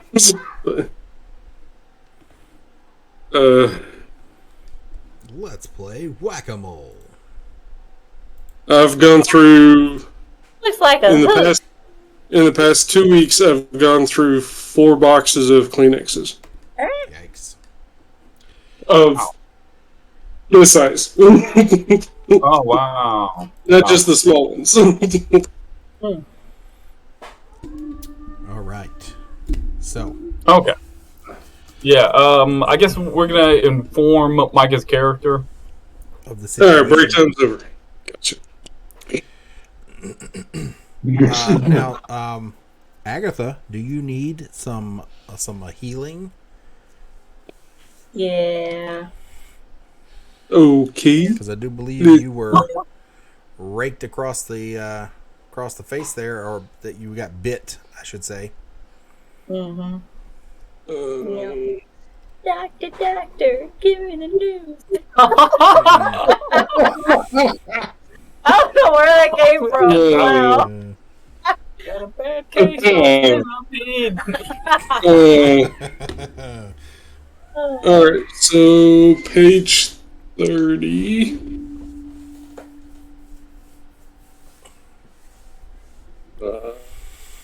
Okay. So while you're doing that, Marina gives. She says, "Here, take these. You might need them." And she gives you guys 4 lesser healing tonics. Don't mind The if I lesser do. ones. Yeah. All right. So one for each of us. Yeah, one for each of you. They would, you drink it and you would heal 4d4. Well, that would take away my healing touch. You would restore 4d4. You got the touch. You got the power. Sorry. If applied by a healer, so say the doctor would also get to add his healing bonus to said healing when given. So you could simply let him keep them, and then he can, pour it down your gullet when you need it. You'd get an extra benefit just because he's the doctor. It's kind of like their special thing. It's damage to Sarah, Agatha, right? Yes. It's Agatha. Alright, so I can give it to her with a +2 healing. So I'm I got gonna keep my healing potion on my person. Okay. Do I need to roll? So I had gotten 7 points of damage. How much of that do I get back, Nathan? Well, if he's just Do I using roll it, or does she do? well, if she you're roll? using your skill, if you're using your healing skill, it would be 1d4 plus your healing skill. If she uses the tonic, it would be 4d4. You just roll 4d4 and.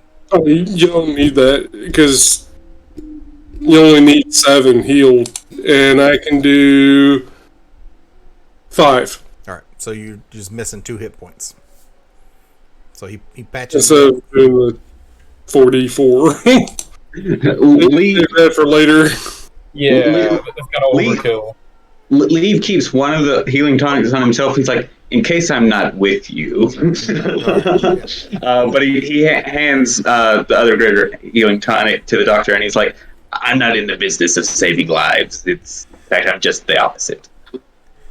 All right, so you have two of the lesser healing tonics. You got 2 of the lesser healing Watch tonics. him, he's kind of shifty-eyed. So 2 lesser tonics. And they're 4d4 each? Yep. Okay. All right, so I gotta share this with y'all. A mosquito tried to bite me, so I tried to kill it. Then it looked at me and said, Jehovah's Witnesses don't kill. I replied, we don't give blood either.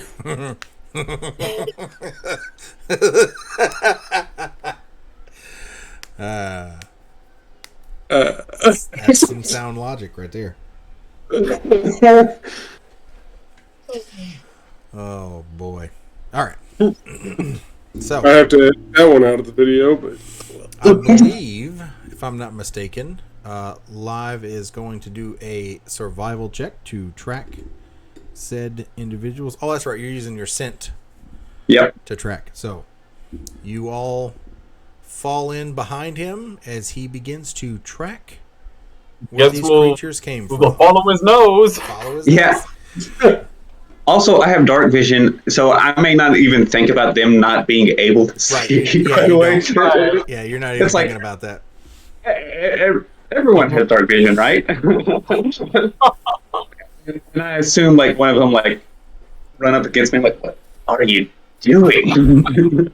I think the only one in the party that doesn't have dark vision is Paul. It's me, yeah. I think Sarah's character has low light vision or something. Vision, right. So yeah. Okay. Right. Yeah. So you guys would need a light source. Well, I have the power of light because I'm using the radiant powers. That's right, you do. Well, I can produce light for a number of hours equal to my power casting skill, which is 2. So he just all of a sudden how does it look? Like do you is it like a thing you have in your hand, like maybe a piece of technology you have, or does your body just start glowing? Like his whole body glows. Yeah. Your body glows. Your body. So his all of a sudden his whole body just lights up. Wait. All right, Moses. Just open up like the Autobots, the Autobot matrix of the leadership. No, man, my skin itself has a fluorescent glow. Lee kind of sees this glowing light come from behind him, and he's like, okay, I guess stealth is out the window. Well, I mean, he could turn it off. Like, he could turn it off whenever he needs to. It's just that if he leaves it on, it'll last for 2 hours. I didn't know they made like... Does he start to blink when we clap off? Oh my goodness, he's the clap on light. I love it. Oh, that's great. I love that. Those are going to be in the rest of the campaign, I think. Just like the clap on. Let's make it that I do have to clap myself on. Hey. Don't worry, I can do it. You're so nervous about your powers that you have to actually clap. You're like encouraging yourself to actually be able to use your power. You can do it. I can do it. I can do it. Clap on. Oh, I didn't mean to clap off. Sorry. I can't see. So whenever you go to like a show that you really like, you're just like. It's just on and off. It's just like a blinking light. Like, please, sir, stop. Leave the flash off. Yeah. He brings his own strobe light. He brings his own strobe light no matter where he goes. Mm-hmm. He starts strobing on and off, and somebody else in the back is going.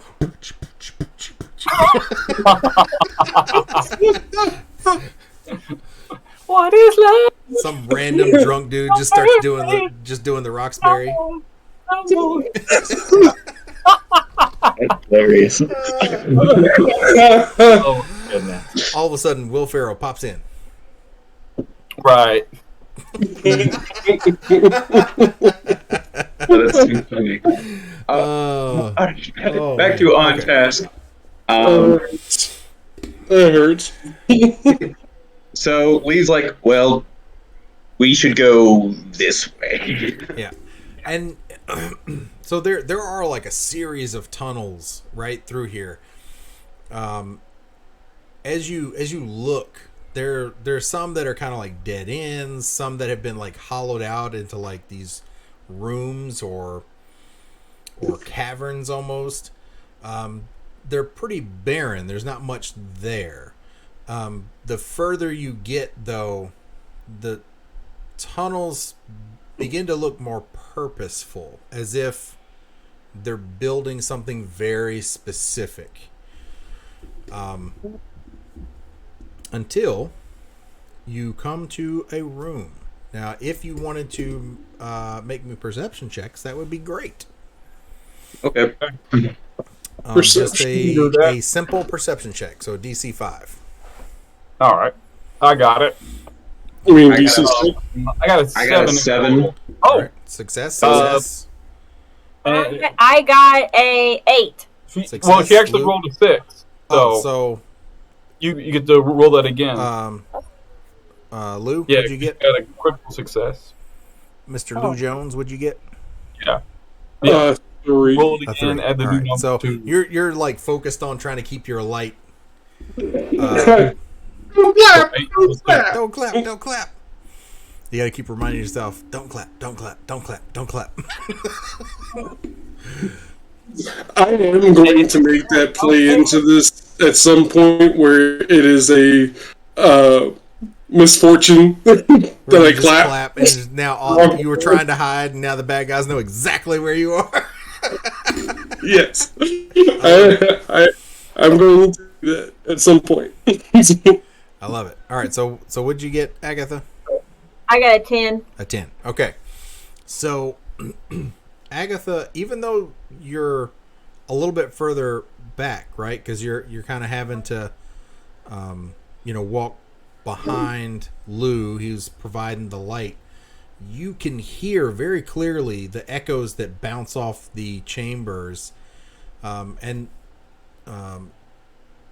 Sid and Live, you also hear this noise, but specifically, you can tell, Agatha, that there are not centipedes, but sentient beings talking to each other up ahead of you.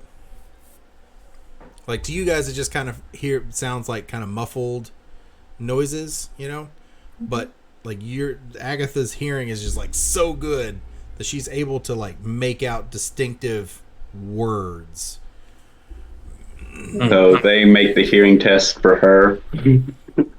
She's like the top S tier when it comes to hearing things. So like at this point, you guys can try to make stealth checks if you would like to stealth further on. That would probably be a good idea. All right, so you clap and your light goes out. Well, how I've got an idea, guys. Why don't we send the shifty eye guy? He likes to tiptoe around anyway. Send him up there to see what all that noise is. Okay, and you guys are far back enough that you could leave the light on, and whoever's up there is not going to see it as long as you stay where you're at. Okay. I'm gonna Walked off. quietly It's pointed this way, so you should be good.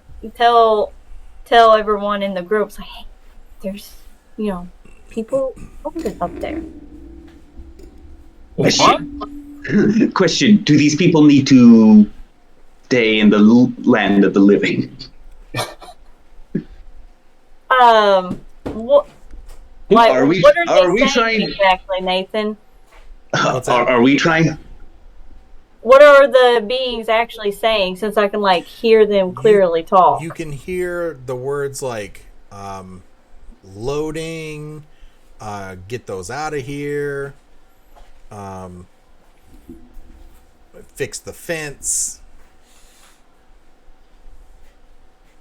Okay. Can't hear the whole conversation, but parts of it. Okay. Well, I can't hear everything that they're talking about, but they are loading something and trying to fix some sort of fence. I don't know what it's about, but there's probably some cargo involved. Yeah. Well, I might just take a gander at this. If they came from the tunnels where these things came, maybe they're loading these creatures, or they brought these creatures. Just a thought. Well, if they did that, then wouldn't they get eaten too? Wait a minute. Maybe they got centipede repellent. I don't know them. I've got an idea. What's your idea? Maybe they're a secret criminal organization of thieves, and they've used these creatures to create secret tunnels all over town. And they're taking stuff from the wolf. Yeah. And they're smuggling it out of here. They're fencing it. Well, You say that like it's a It's bad supposed to be achievement.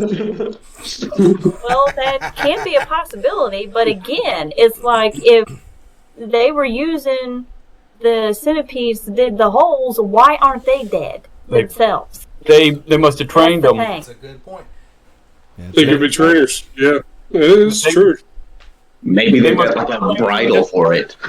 Yeah. They must have trained the centipedes to do this. Or maybe they've got like centipede musk. So But what? I what can if we say just like, sneak up on them and she can listen more closely to their conversation, maybe gather more intel, or we can just, incapacitate them.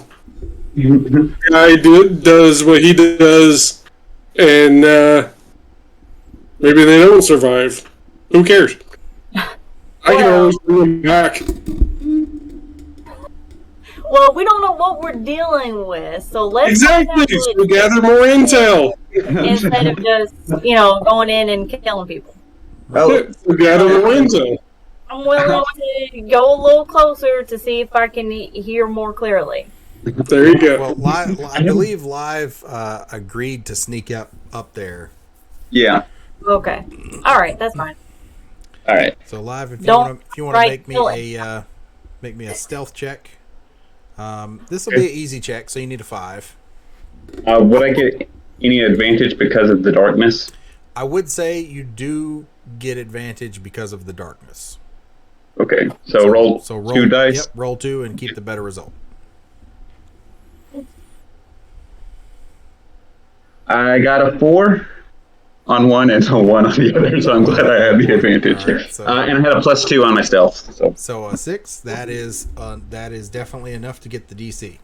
So you sneak forward, and as you kind of peek around the corner, you see before you several small dark green skinned reptilians. They have like these kind of bulbous heads with real short snouts.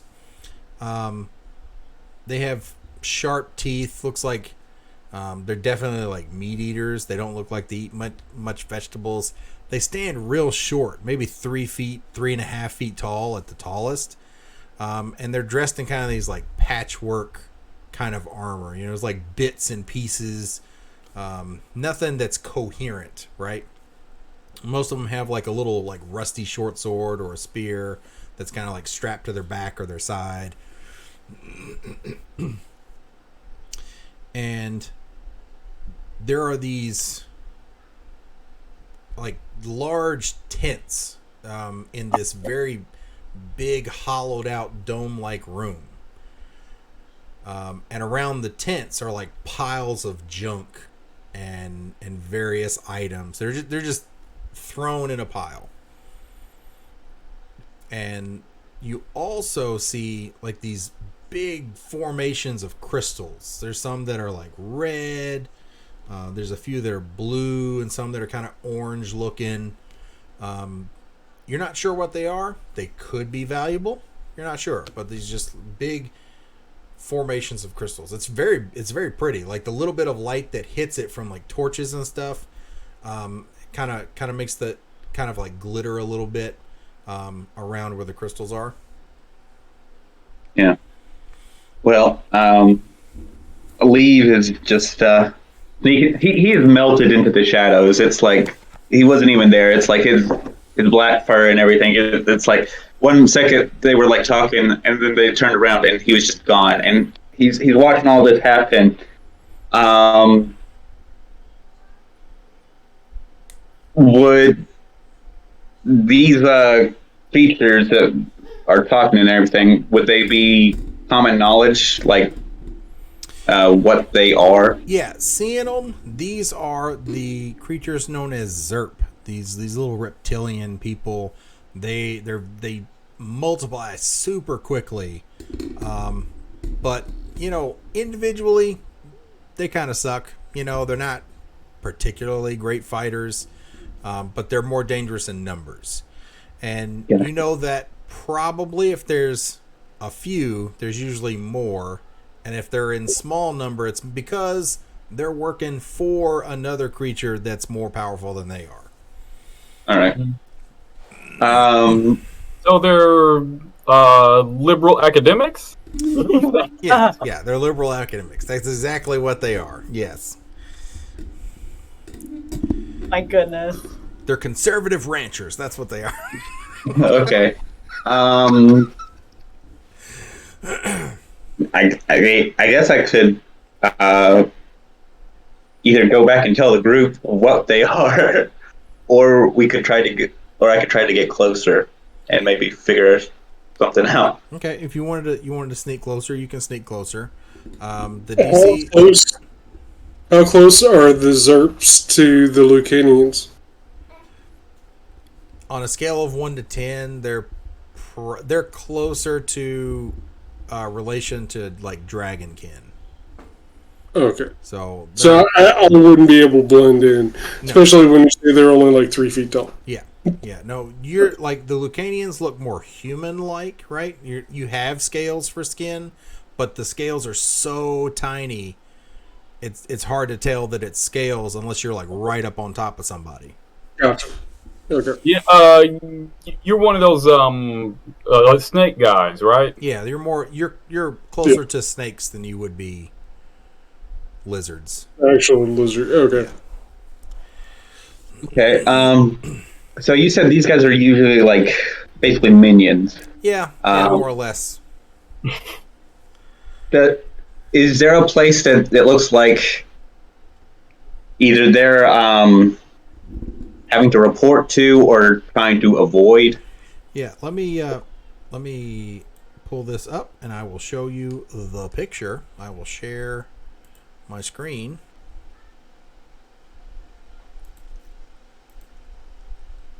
And there you go. Over to the left here, you see there's a few of them going. They're like taking like bits and bobs and pieces over here to the left, and they pass like these mushrooms, and these flowers and mushrooms. They're just like they bright up with like this natural light. Mm-hmm. And there's a doorway up here on the north side, and they're like carrying these bits and bobs up here through this doorway. Okay. And the rest of them are kind of like going about. Hey, Bob. When you peek around this corner, this pile of like junk and bits, they're like going through it and like taking stuff apart. You can tell like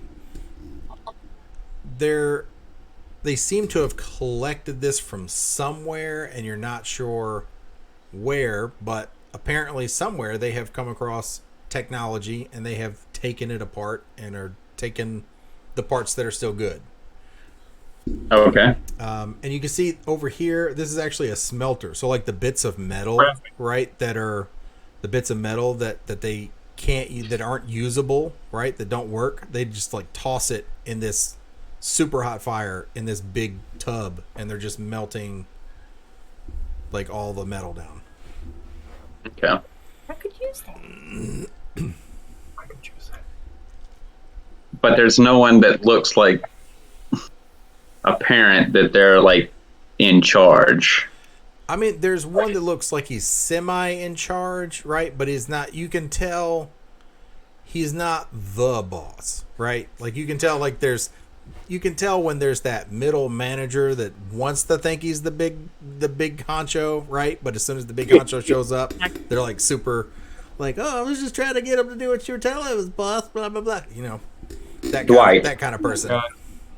It's Dwight. It's what Dwight. you're Yes, right. that's exactly what it is. Yes, they have a Dwight. He's like barking orders, but yeah, he's like barking orders at the rest of them, but they're not really paying him any attention.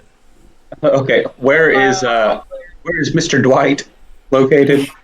He's like over here. Okay. He's like going up and down the steps. He's like taking stuff in, like metal ingots and stuff that they've already melted down. They're like stacked up right here, and he's like taking them in this big, large tent in the center here.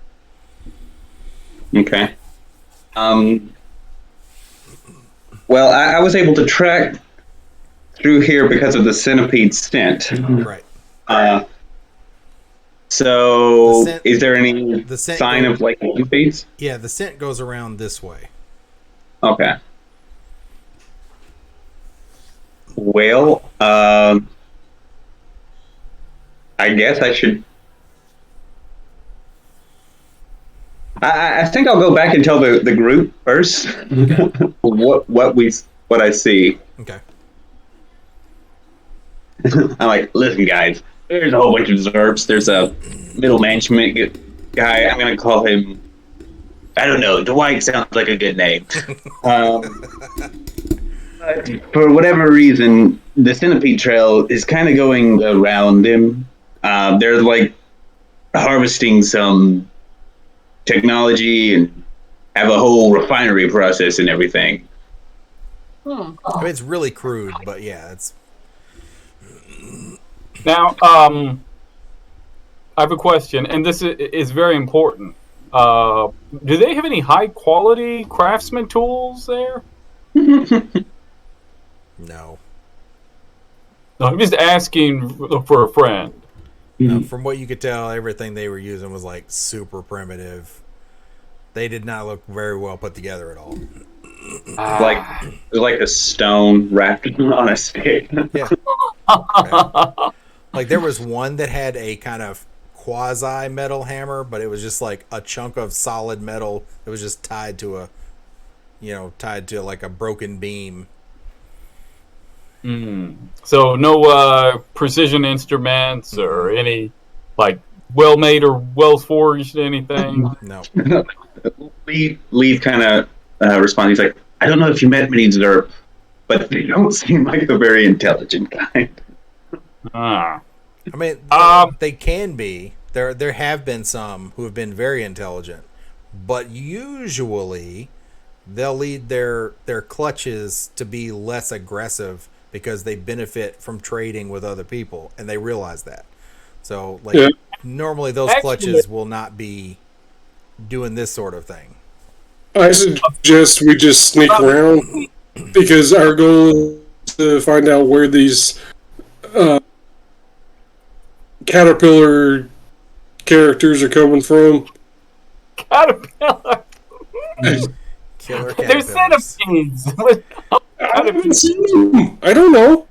I just know they're like worms and stuff. Now you would have seen their like the dead bodies of the centipedes when you guys when you got there. You're not like cute little. I'll take that back. The centipedes. It's still funny. I'm still gonna say it's canon. He called them caterpillars. Yeah. Actually, about 25 years ago or so, I worked with a Zerp. He was a crew member of mine, and he was a hard-working little guy. Oh, I never said they're not hard workers. I just said they're not very smart, generally. You can be a hard worker and not be smart. That's true. True, but I gotta respect him for working as hard as he did. In fact, the only reason he left our crew was because he had to go get married, have like a clutch of kids or something. I don't know, but Well, a clutch is good guy. A clutch for the Zerp are like hundreds, if not thousands. Well, that's why he had It's a clutch to save. do it.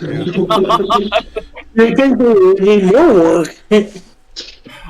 Well, I'm glad he left and gave up on me because he was like trying to date me. Like, no, that's okay. Well, that would have been an odd pairing. Yeah. But he wasn't attracted to me.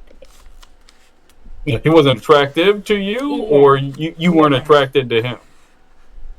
Or who turned down who? I did. I'm getting the full story now, guys. I've never heard this before, Captain. I turned him down. Ah, that's why you didn't get married. Yeah, that makes more sense now. Yeah, all right. I'm sorry that he moved on. Then He was a little let down, but his final line in a letter was, "You know what? That's fine. Once you go green, you don't want any other beings." Oh Lord. hey, I'm green. Not that easy, to be green. Yeah, I might say that. Anyway, Leave almost claps, and he stops and tells me, like, if I clap, would you light up like a Christmas tree again? One that can clap because of my hands. With the magic touch.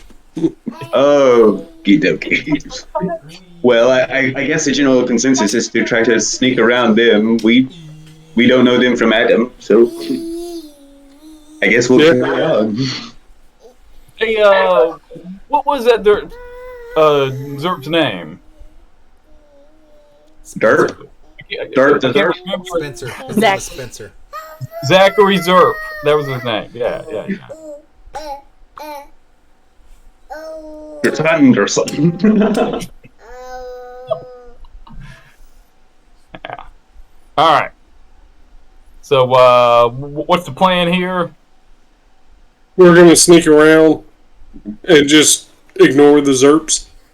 Okay. And I'm going to follow up the tail or the rear, however you want to call it, and make sure nobody follows us. Okay, well, just so you know, I don't have stealth, so I'm liable to fail and make no. Just so you know. Oh well. All right. So here's Well, the. you could talk to them. I mean, that's also an option. If you wanted to do stealth, it'll be an easy difficulty of 5 because they are making a lot of noise and they're working, so it's not like they're paying super close attention. They're not on high alert. And if at least half the party succeed, you will all succeed as a group. Do we get any advantage for environmental factors? I will say yes. Because of environment, you will get advantage. So you can roll twice and keep the better result. Because the light that's in here is pretty low light, right? And if you stick like to the far wall, and if you time it, you could have somebody like watching out and helping time it. The better of the two.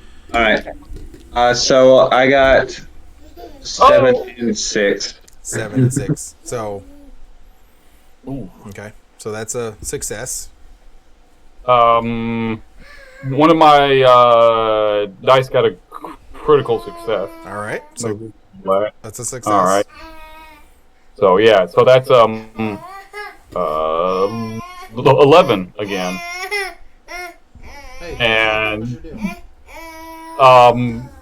Sarah got a 3 in total. a 3 in total? All right.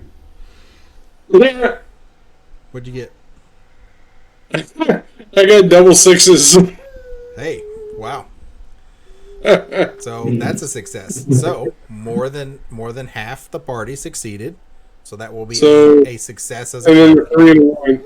Or 3. I imagine we have like a small stealth 101 class. Right. This is how you stealth. Don't step on this. Be sure to take loud pans off your back. How are we looking Okay, for? hold on. Give me a second. Let me get her set up. She's Well, we're just trying to avoid being seen by the Zerp. Right. He's tracking the centipede by scent. So Okay. We're still just trying to track where the centipedes came from. yeah. That's what we're being paid for. Over the other 2. Apparently, we're going to ignore the Zerp for now. Okay. Maybe deal with them later. You know what we did, Sid? We brought out the canoe. Yeah. It's canoe time. Canoodling? oh boy.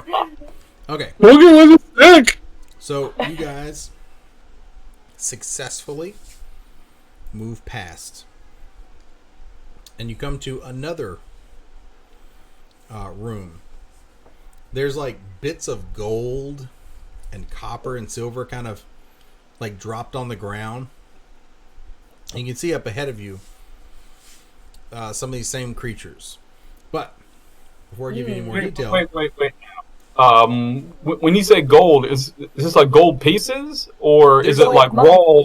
There's like some that's like raw gold, like just like little nuggets, and then there are some gold coins. Same thing. We with, like, might need to pick. Yeah, I'm gonna pick some of that up. Well, Yep.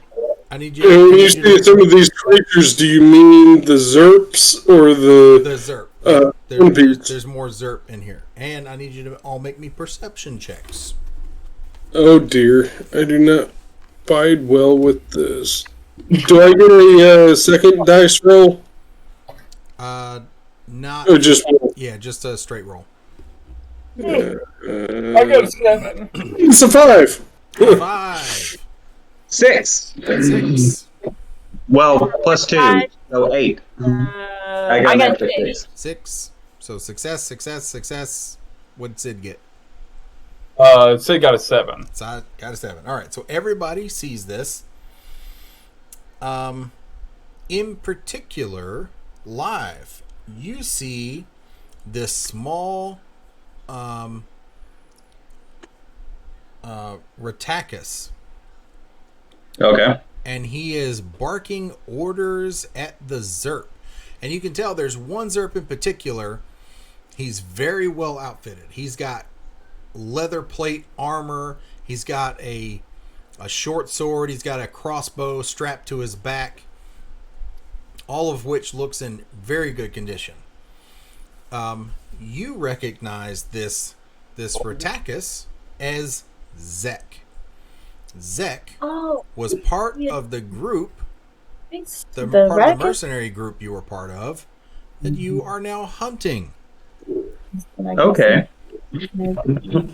And he's like yelling at these Zerp. He's like, "You guys are behind schedule.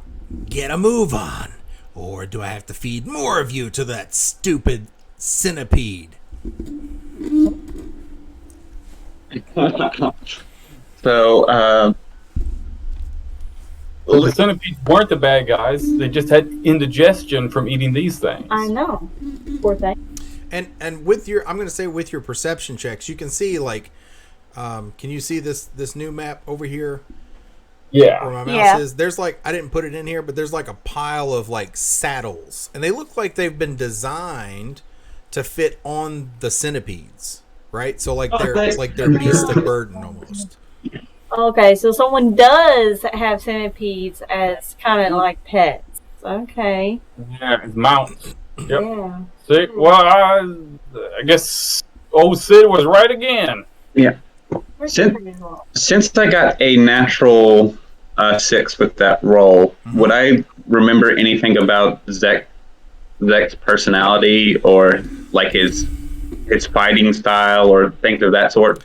You would know that he's more of a thief, right? So he can fight, but he's not big on fighting. He'd rather run away than stand and fight. Okay. He was usually the person that would get sent in for like information gathering, right? Because he was really good at pickpocketing specifically. That was kind of like his forte, is picking people's pockets. And so he would like gather like if somebody had letters, that had important information, he would go and like retrieve those so that you'd have a leg up on whoever you were going after. Okay. Was he known for backsliding on deals? Not necessarily backsliding, but he was a little more of the sadistic type, right? Like he kind of took pleasure in specifically like enslavement, right? Okay. Which is kind of anti-typical of his people, right? His people are normally, for the most part, nice, right? They tend to get a bad rap because they live underground and they're rats, right? But typically they're nice folk. They do their job. They mine. That's kind of like their thing is building mines. Okay.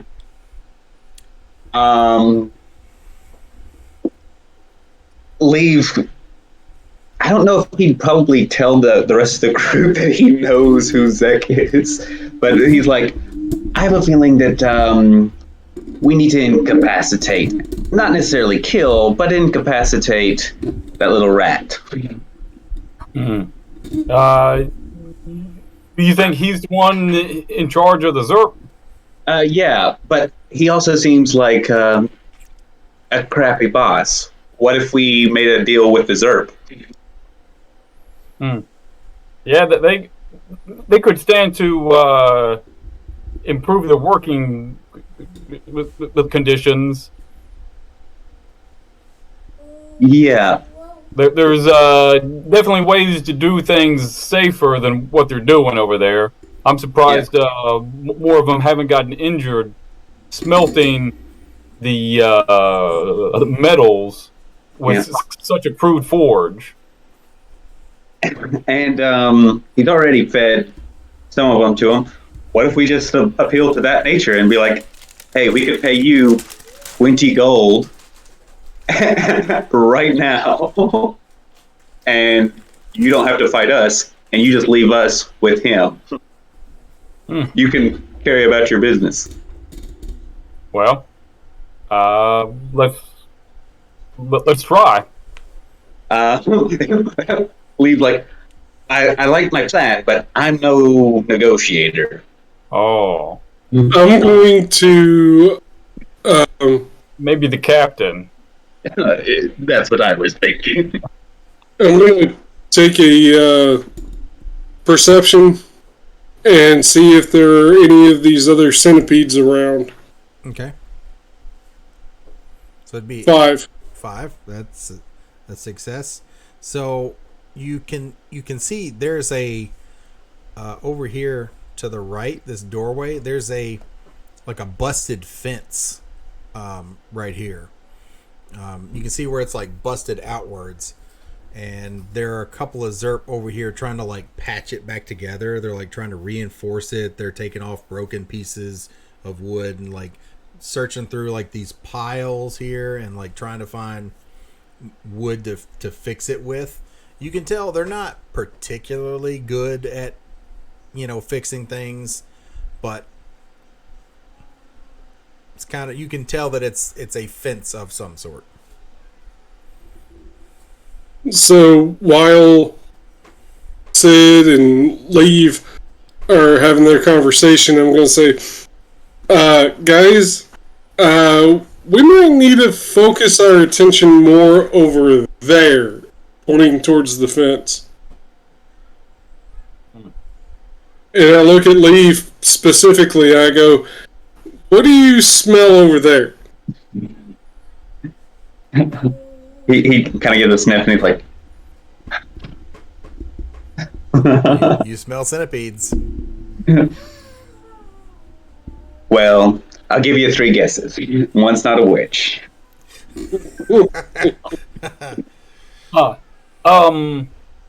Maybe we should focus all of our attention over there then. Could I collapse that tunnel? If you did enough damage to where the doorway is, then probably you could collapse the doorway, not necessarily the whole tunnel. Okay. Hey, hey, boss. Yeah. Before we go any further with this plan, lend me one of those explosive arrows. Here you go. Okay.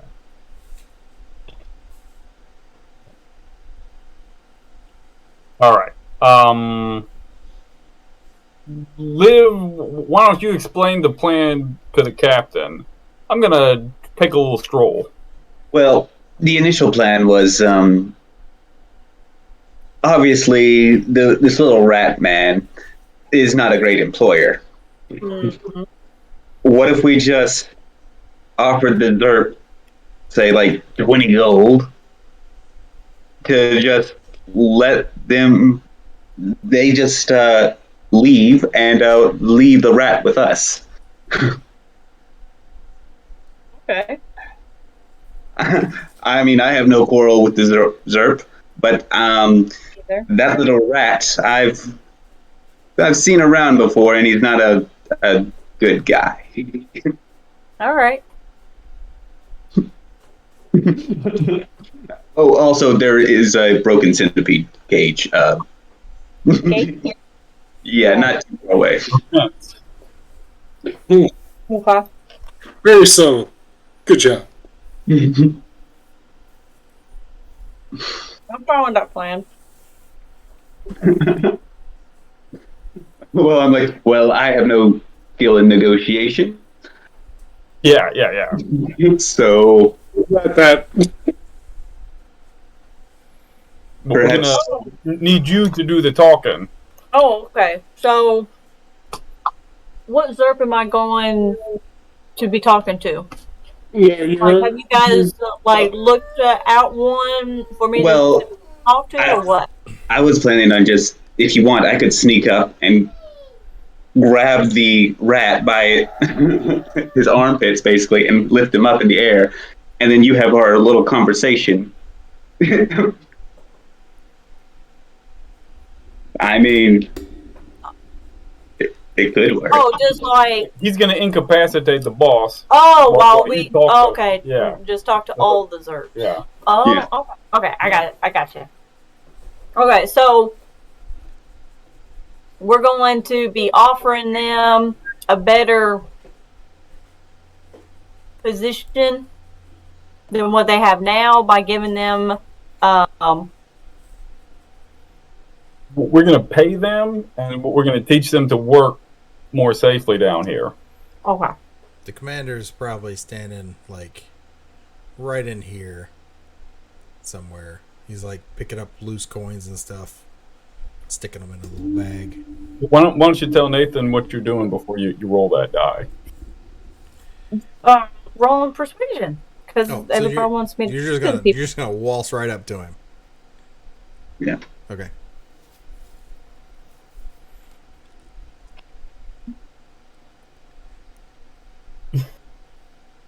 What'd you get? I rolled a 4 You rolled a 4. on my persuasion. All right. So what are you saying to him when you stroll up there? Anything specific, or just, hey, your boss is a crap guy. He doesn't deserve to be your boss.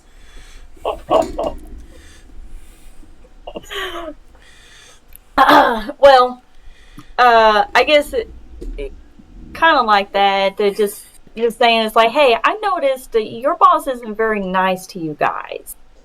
And I don't like bosses like that. We will pay you a lot better than he is. And not only that, we can teach you how you guys can work safer down here than what you are doing at this moment. He like looks up startled when you start talking, and he's like grabbing his crossbow. And he I wouldn't do that. He's like thinking, right? But then he's like, "No, the boss said we gotta loot it all," and he fires. So I need everybody's combat. Sorry. Okay. You were one away. All you needed was one more. I know. You rolled a 4. You needed a 5. Yeah. Okay. So. Well, we tried. We tried tonight. Yeah. Stop. Wait. Can I put my shield up to block the arrow? Yeah, him firing the arrow was just flavor. All right. It just like fires wildly because you startled him, right when you walked up there. So He snuck out there. You're like, hey. He's like, oh, what? like, "Ah, who are you? Ah!" I've got a 5 in combat. Was she the only one who was seen, or were we all just like seen immediately? Right now, Like she's when- the only one in the open. So she's the one who's been seen. Okay, would my stealth come into play in that at all? Yes, because they're not looking for other people. They see her, like, immediately. All right. So would that make my combat 7 if I have a +2 in stealth? You know what? I'll allow it. Before you do that, though, I'm going to clap on and say, wait! Drop your gear. This does not have to happen. And I'm going to use persuasion. I have a +2. Roll dice. It's a 5, 7. Just stop everything. Drop everything. We can manage this peacefully. The other two Zerp that were messing with the fence kind of like look back. They see this glowing light and they're like, oh, "He's so pretty." He's yeah,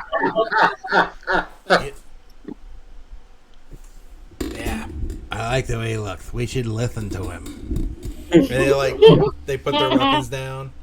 The Zerp commanders kind of taken back, right, by this, but your words, they find purchase with him. I'm like, I get to drop your weapons. Leave. Drop your weapons. Let's settle this. Leave. Leaves, He has like hiding in the a whole shadows. ring He's like squad with like hiding in the a shadows, just blade on the side.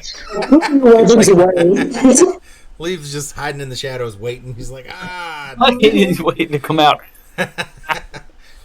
However, the Rattakus, he's like, "No, you stupid fools!" And he like smacks the Zerp on the back of the head, who does not like what just happened. Like he doesn't like that he just got hit in the back of the head, but he can see that the Zerp has like this scowl on his face, like, I don't have to listen to you now. These people are about to pay me more money, and turns the crossbow on the Rattakus, who begins to run away.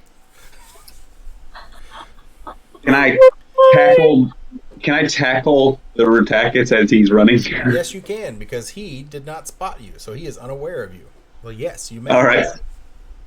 So would that be an acrobatics? It would be athletics or acrobatics, whichever one is higher, because you're kind of having to use all your muscles. So whichever one's higher, that's the one you can use. I'm going to use acrobatics.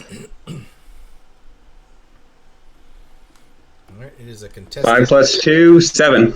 All right, it is a contested roll, so let me roll for his.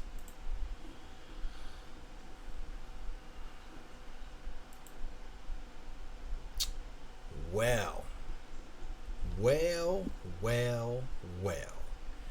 He got a 4 with a +2.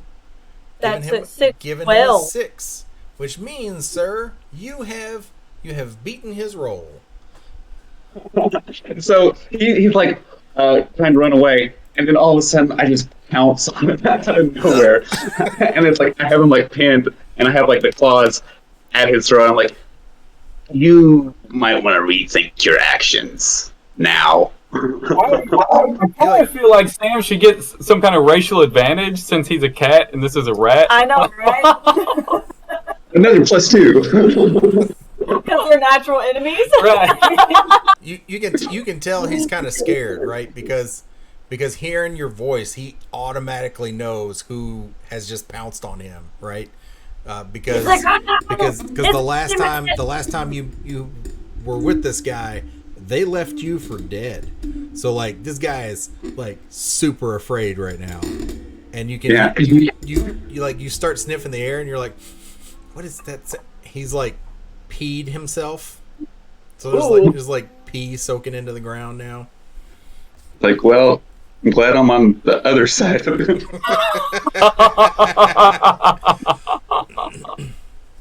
I'm like, really? Have a little dignity. Well, I guess the other Zerp can go. We have the one we want. You are welcome. So the Zerp commander comes up and he's like, glowing one. What do we get in return for helping you? Well, as my colleague, and I point to Agatha, as my colleague very well stated, we can show you how to do what you're doing, but in a safer condition, and you're not going to be whipped or beaten or flogged or downtrodden over anything. We're going to show you the right way to do it, and you're going to be happy. You mean Bragus? Bragus can't hurt us anymore? Nope. Wait. Was the Eroticus named Bragus? You recognize, Live, the name Bragus was the commander of your mercenary group.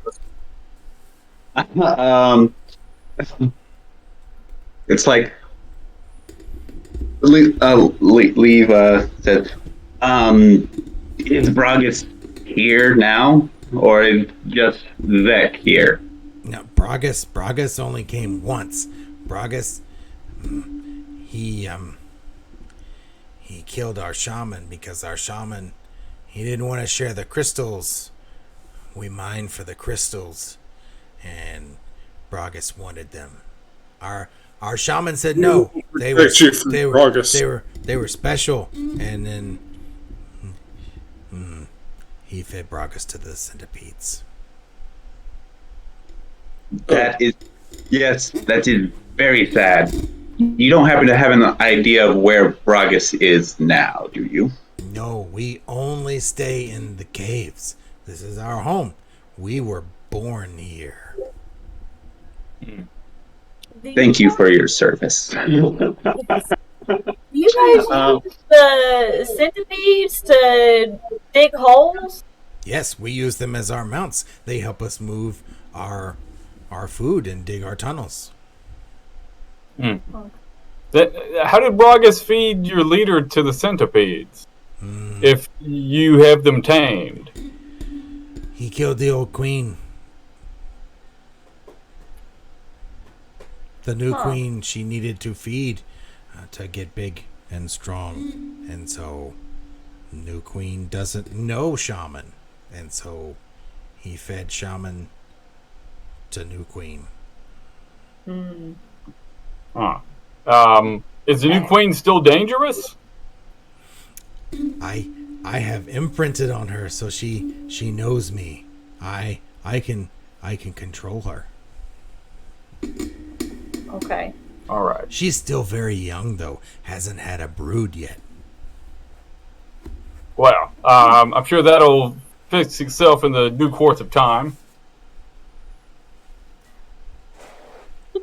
Okay. In the meantime, let's start making good on our promise. You say we can have money. We keep treasure that we found? What do you mean when you say found? Come. I show you. Yeah. Just show me, please. And so he goes up to this. There are actually two doors. There's this door up here, right, where it goes into you assume the centipede cages, right, or at least where they're keeping them. And then there's another door over here, and that door leads to another room. Well, let me siphon through here and find it.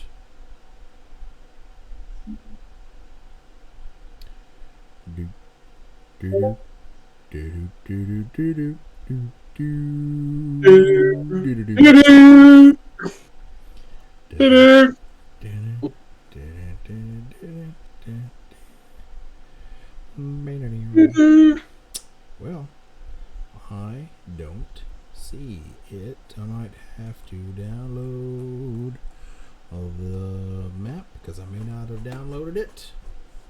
Okay. Let me stop the share for a minute. Well, they're looking at that, I still have Zek pinned. I guess I have nothing better to do than start asking Zek some questions. Okay. Um, First off, I'm like, how you been, Zek? I was better when you were dead. Well, we can reverse those roles real quick. He almost he kind of flicks his wrist a little bit and maybe like scratches him just a little bit on his neck. Wait. Ask him about Braga. Yeah. Where's Bragas? He went to the capital. Okay. How many of the rest of the troop is still alive?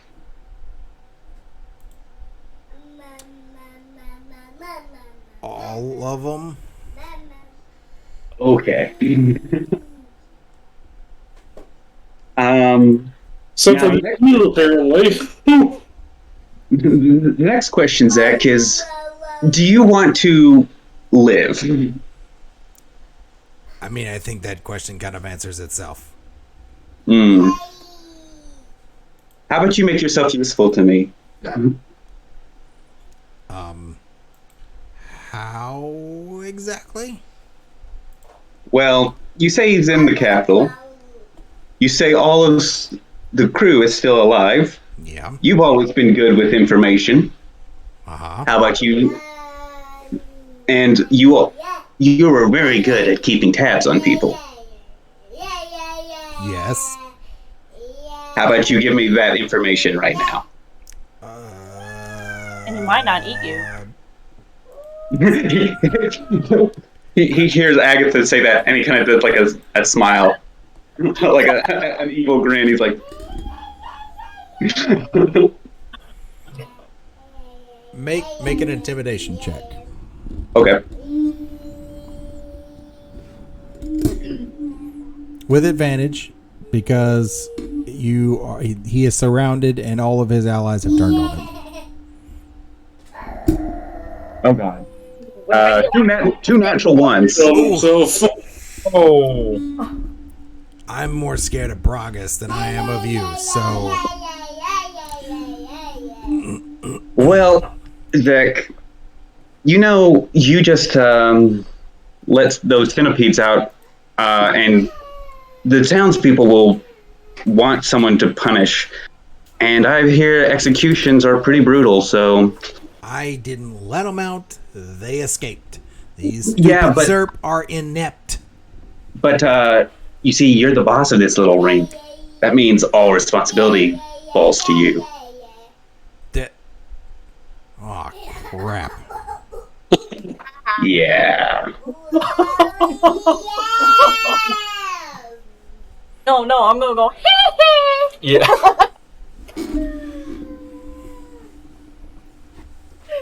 That's to be you, Zach.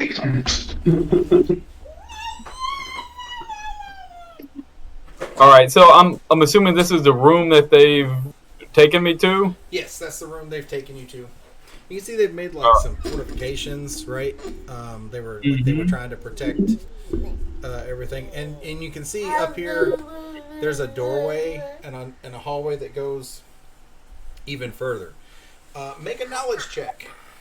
All right. Now, wait a minute. Am I with Sid and Agatha, or am I with Leave? That's up to you. Okay. I'll be with Sid and Agatha. I got a 13. My knowledge check. Okay.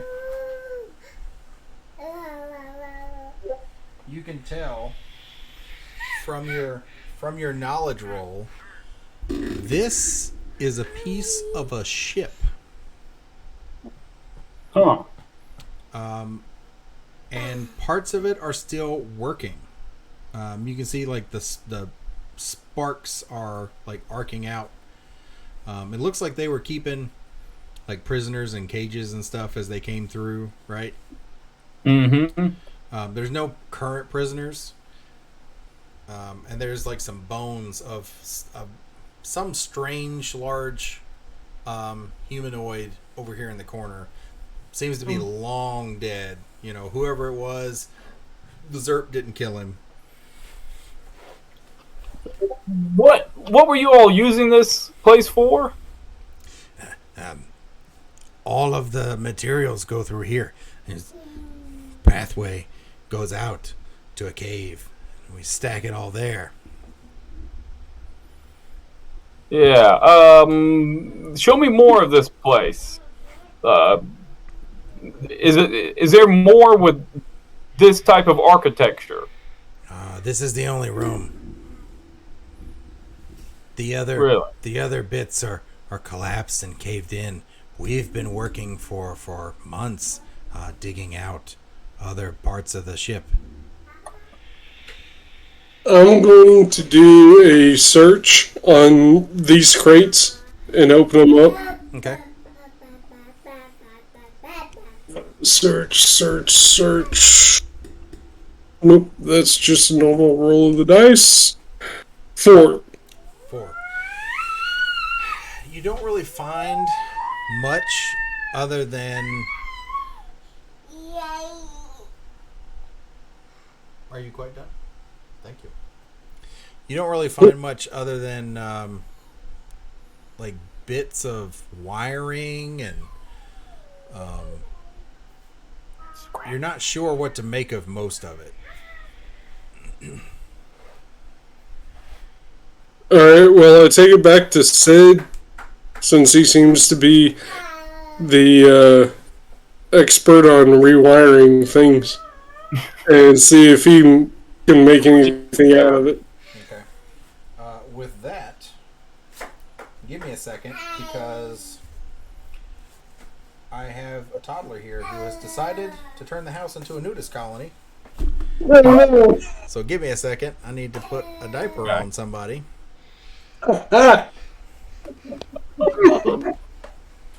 Oh, lovely Zinnia. Good times. They are the cutest things.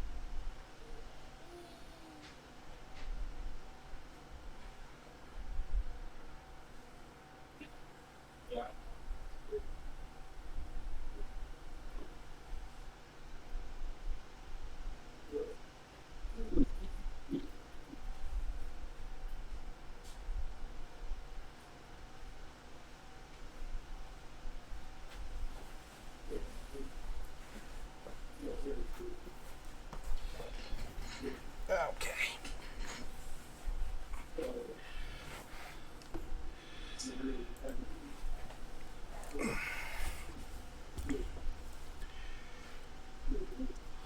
All right, so where were we? They were checking out that thing that Micah found. Right. Yeah, the doctor brought me some wires out of one of those crates over there. Okay. And what was Live doing? Was he just tying up Zek or? I don't. Oh, there it is. He's gonna make sure that Zek doesn't get away. So, could he just knock him out cold? Yeah, I'll say you can just do like a blow to the head and knock him out without doing any kind of serious damage at the moment. Yeah. Well, or he just like grabs the snout and just like has him go to sleep. Yeah, like a stranglehold. Yeah, I'll say you could do Yeah. that. Yeah. That's basically what he does, and he basically hog ties him. Okay. And he kind of drags him into this room. He's like He's like, his head on. He's not getting away. So he's looking at the room. He has one foot on this hog-tied rat, and the other he's just kind of surveying the land. He's just he has nothing really that he's more interested in than Zek himself right now. Okay. He's just kind of like hanging out. All right. I'm gonna say, with your knowledge check that you made, he shows you the parts, Sid, and you can immediately tell that these are like parts of like instrument panels, readout panels, parts of an engine, just all kinds of stuff. Suffering cephalopods. How much of a ship do you have here, Zerps? It's big. This ship big. It's I heard Zek say that it was a capital ship. Hmm. How long has it been down here? Zek Oh, said you with us? that it I was didn't know after the first landing. Hmm. When the humans came. Okay, Captain. When the humans came, it was part of their vessel. Yeah. My ancestors came into the dark void on these ships. It is said they came in on a ship that was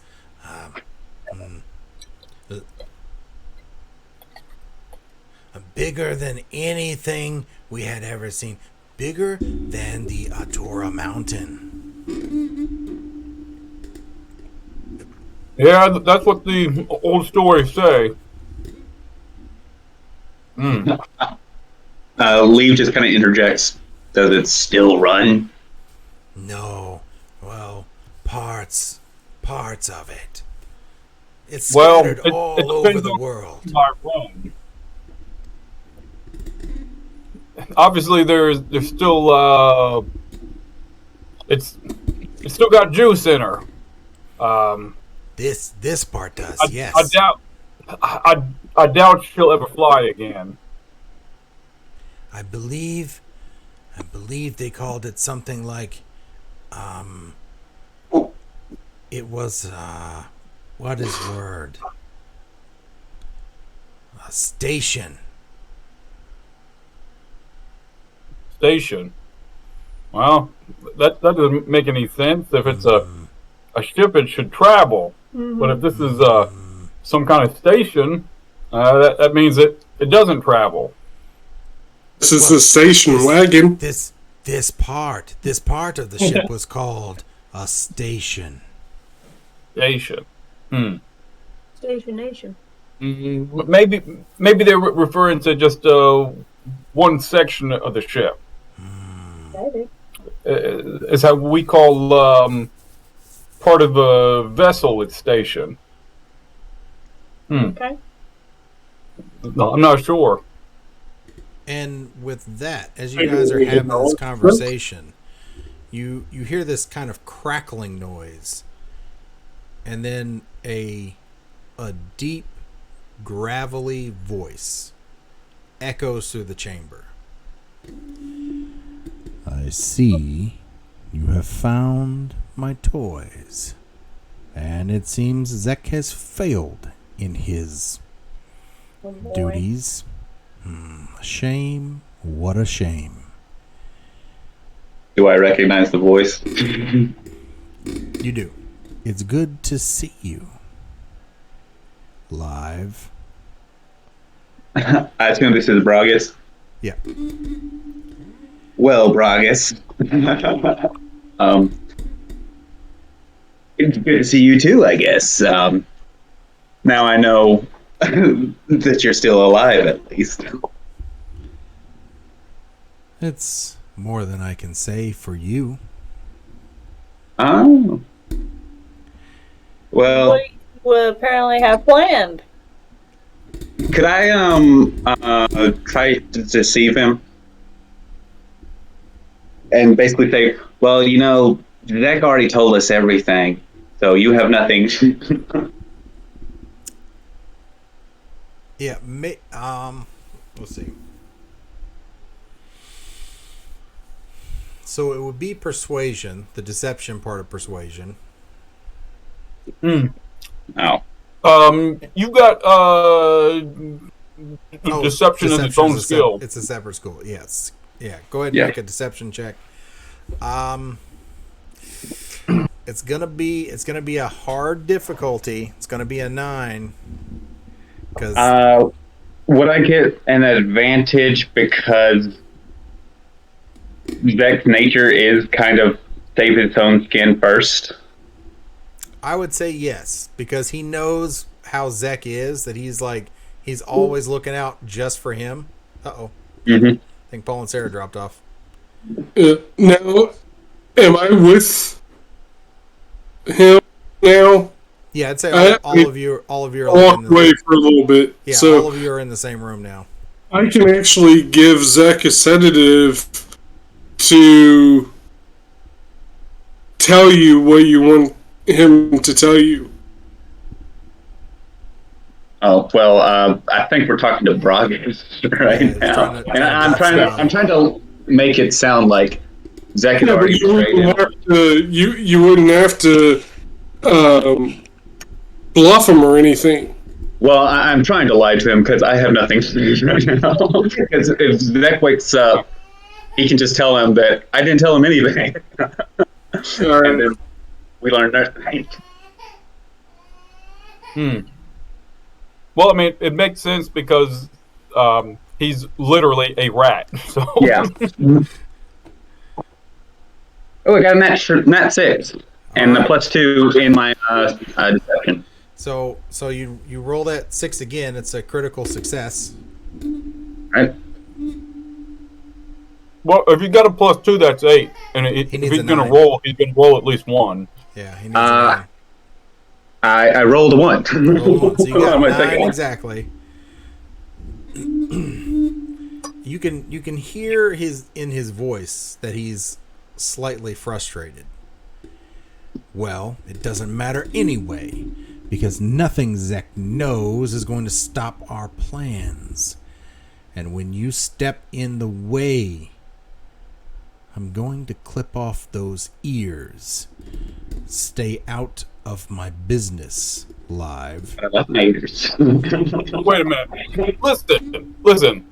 I don't know about any of your business or secret plans or whatever, but I don't appreciate being threatened by a disembodied voice. Why don't you show us your face, mister?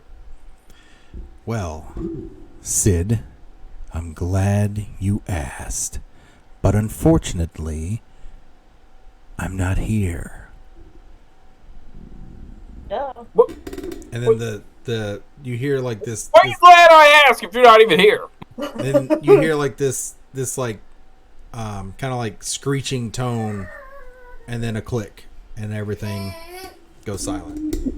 Which is perfect because your head just like disappeared. That was classic. That was perfect.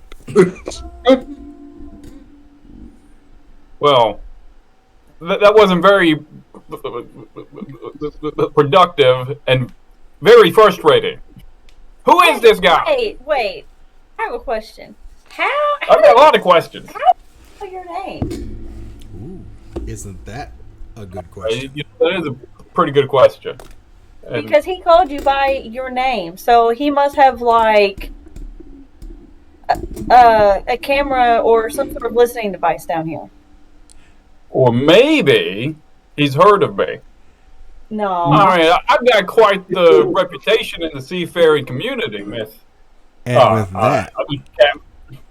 and with that, we will leave those lingering questions in the air for next episode. That was good. That was fun. Yeah. Nice. So everyone, So- since it is the end of the game session, you get a level up. Everyone is now level 2. So what does that mean statistically wise?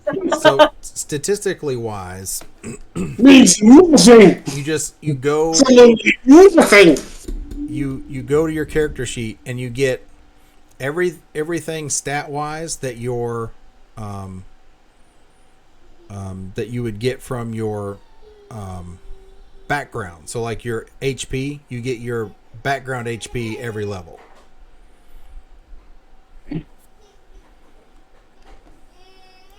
Oh, wait, this picture is small. Let's see.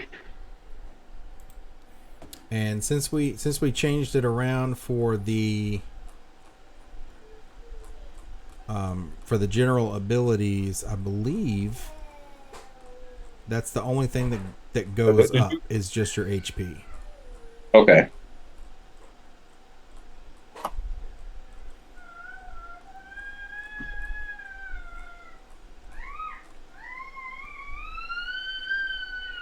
Oh, that's wrong.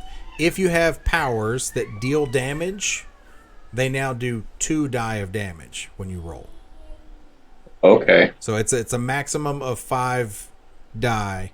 So if you do a 1d4, it now does 2d4. If you do, and so you'll get more powers at level 3. And there are some with your whatever species you are. At It might level increase. 5. At level 5. So now, do your combat, dodge, and resistances increase as well? It increases at level 4. Okay. So So, at level every 4 levels, all of your stats increase by 1, but every level you get your HP. Okay. So, second level, we get our Your background HP. background HP. Yep. Okay. So, you get 8 for the Mariner, and I get 6 for the Tinkerer.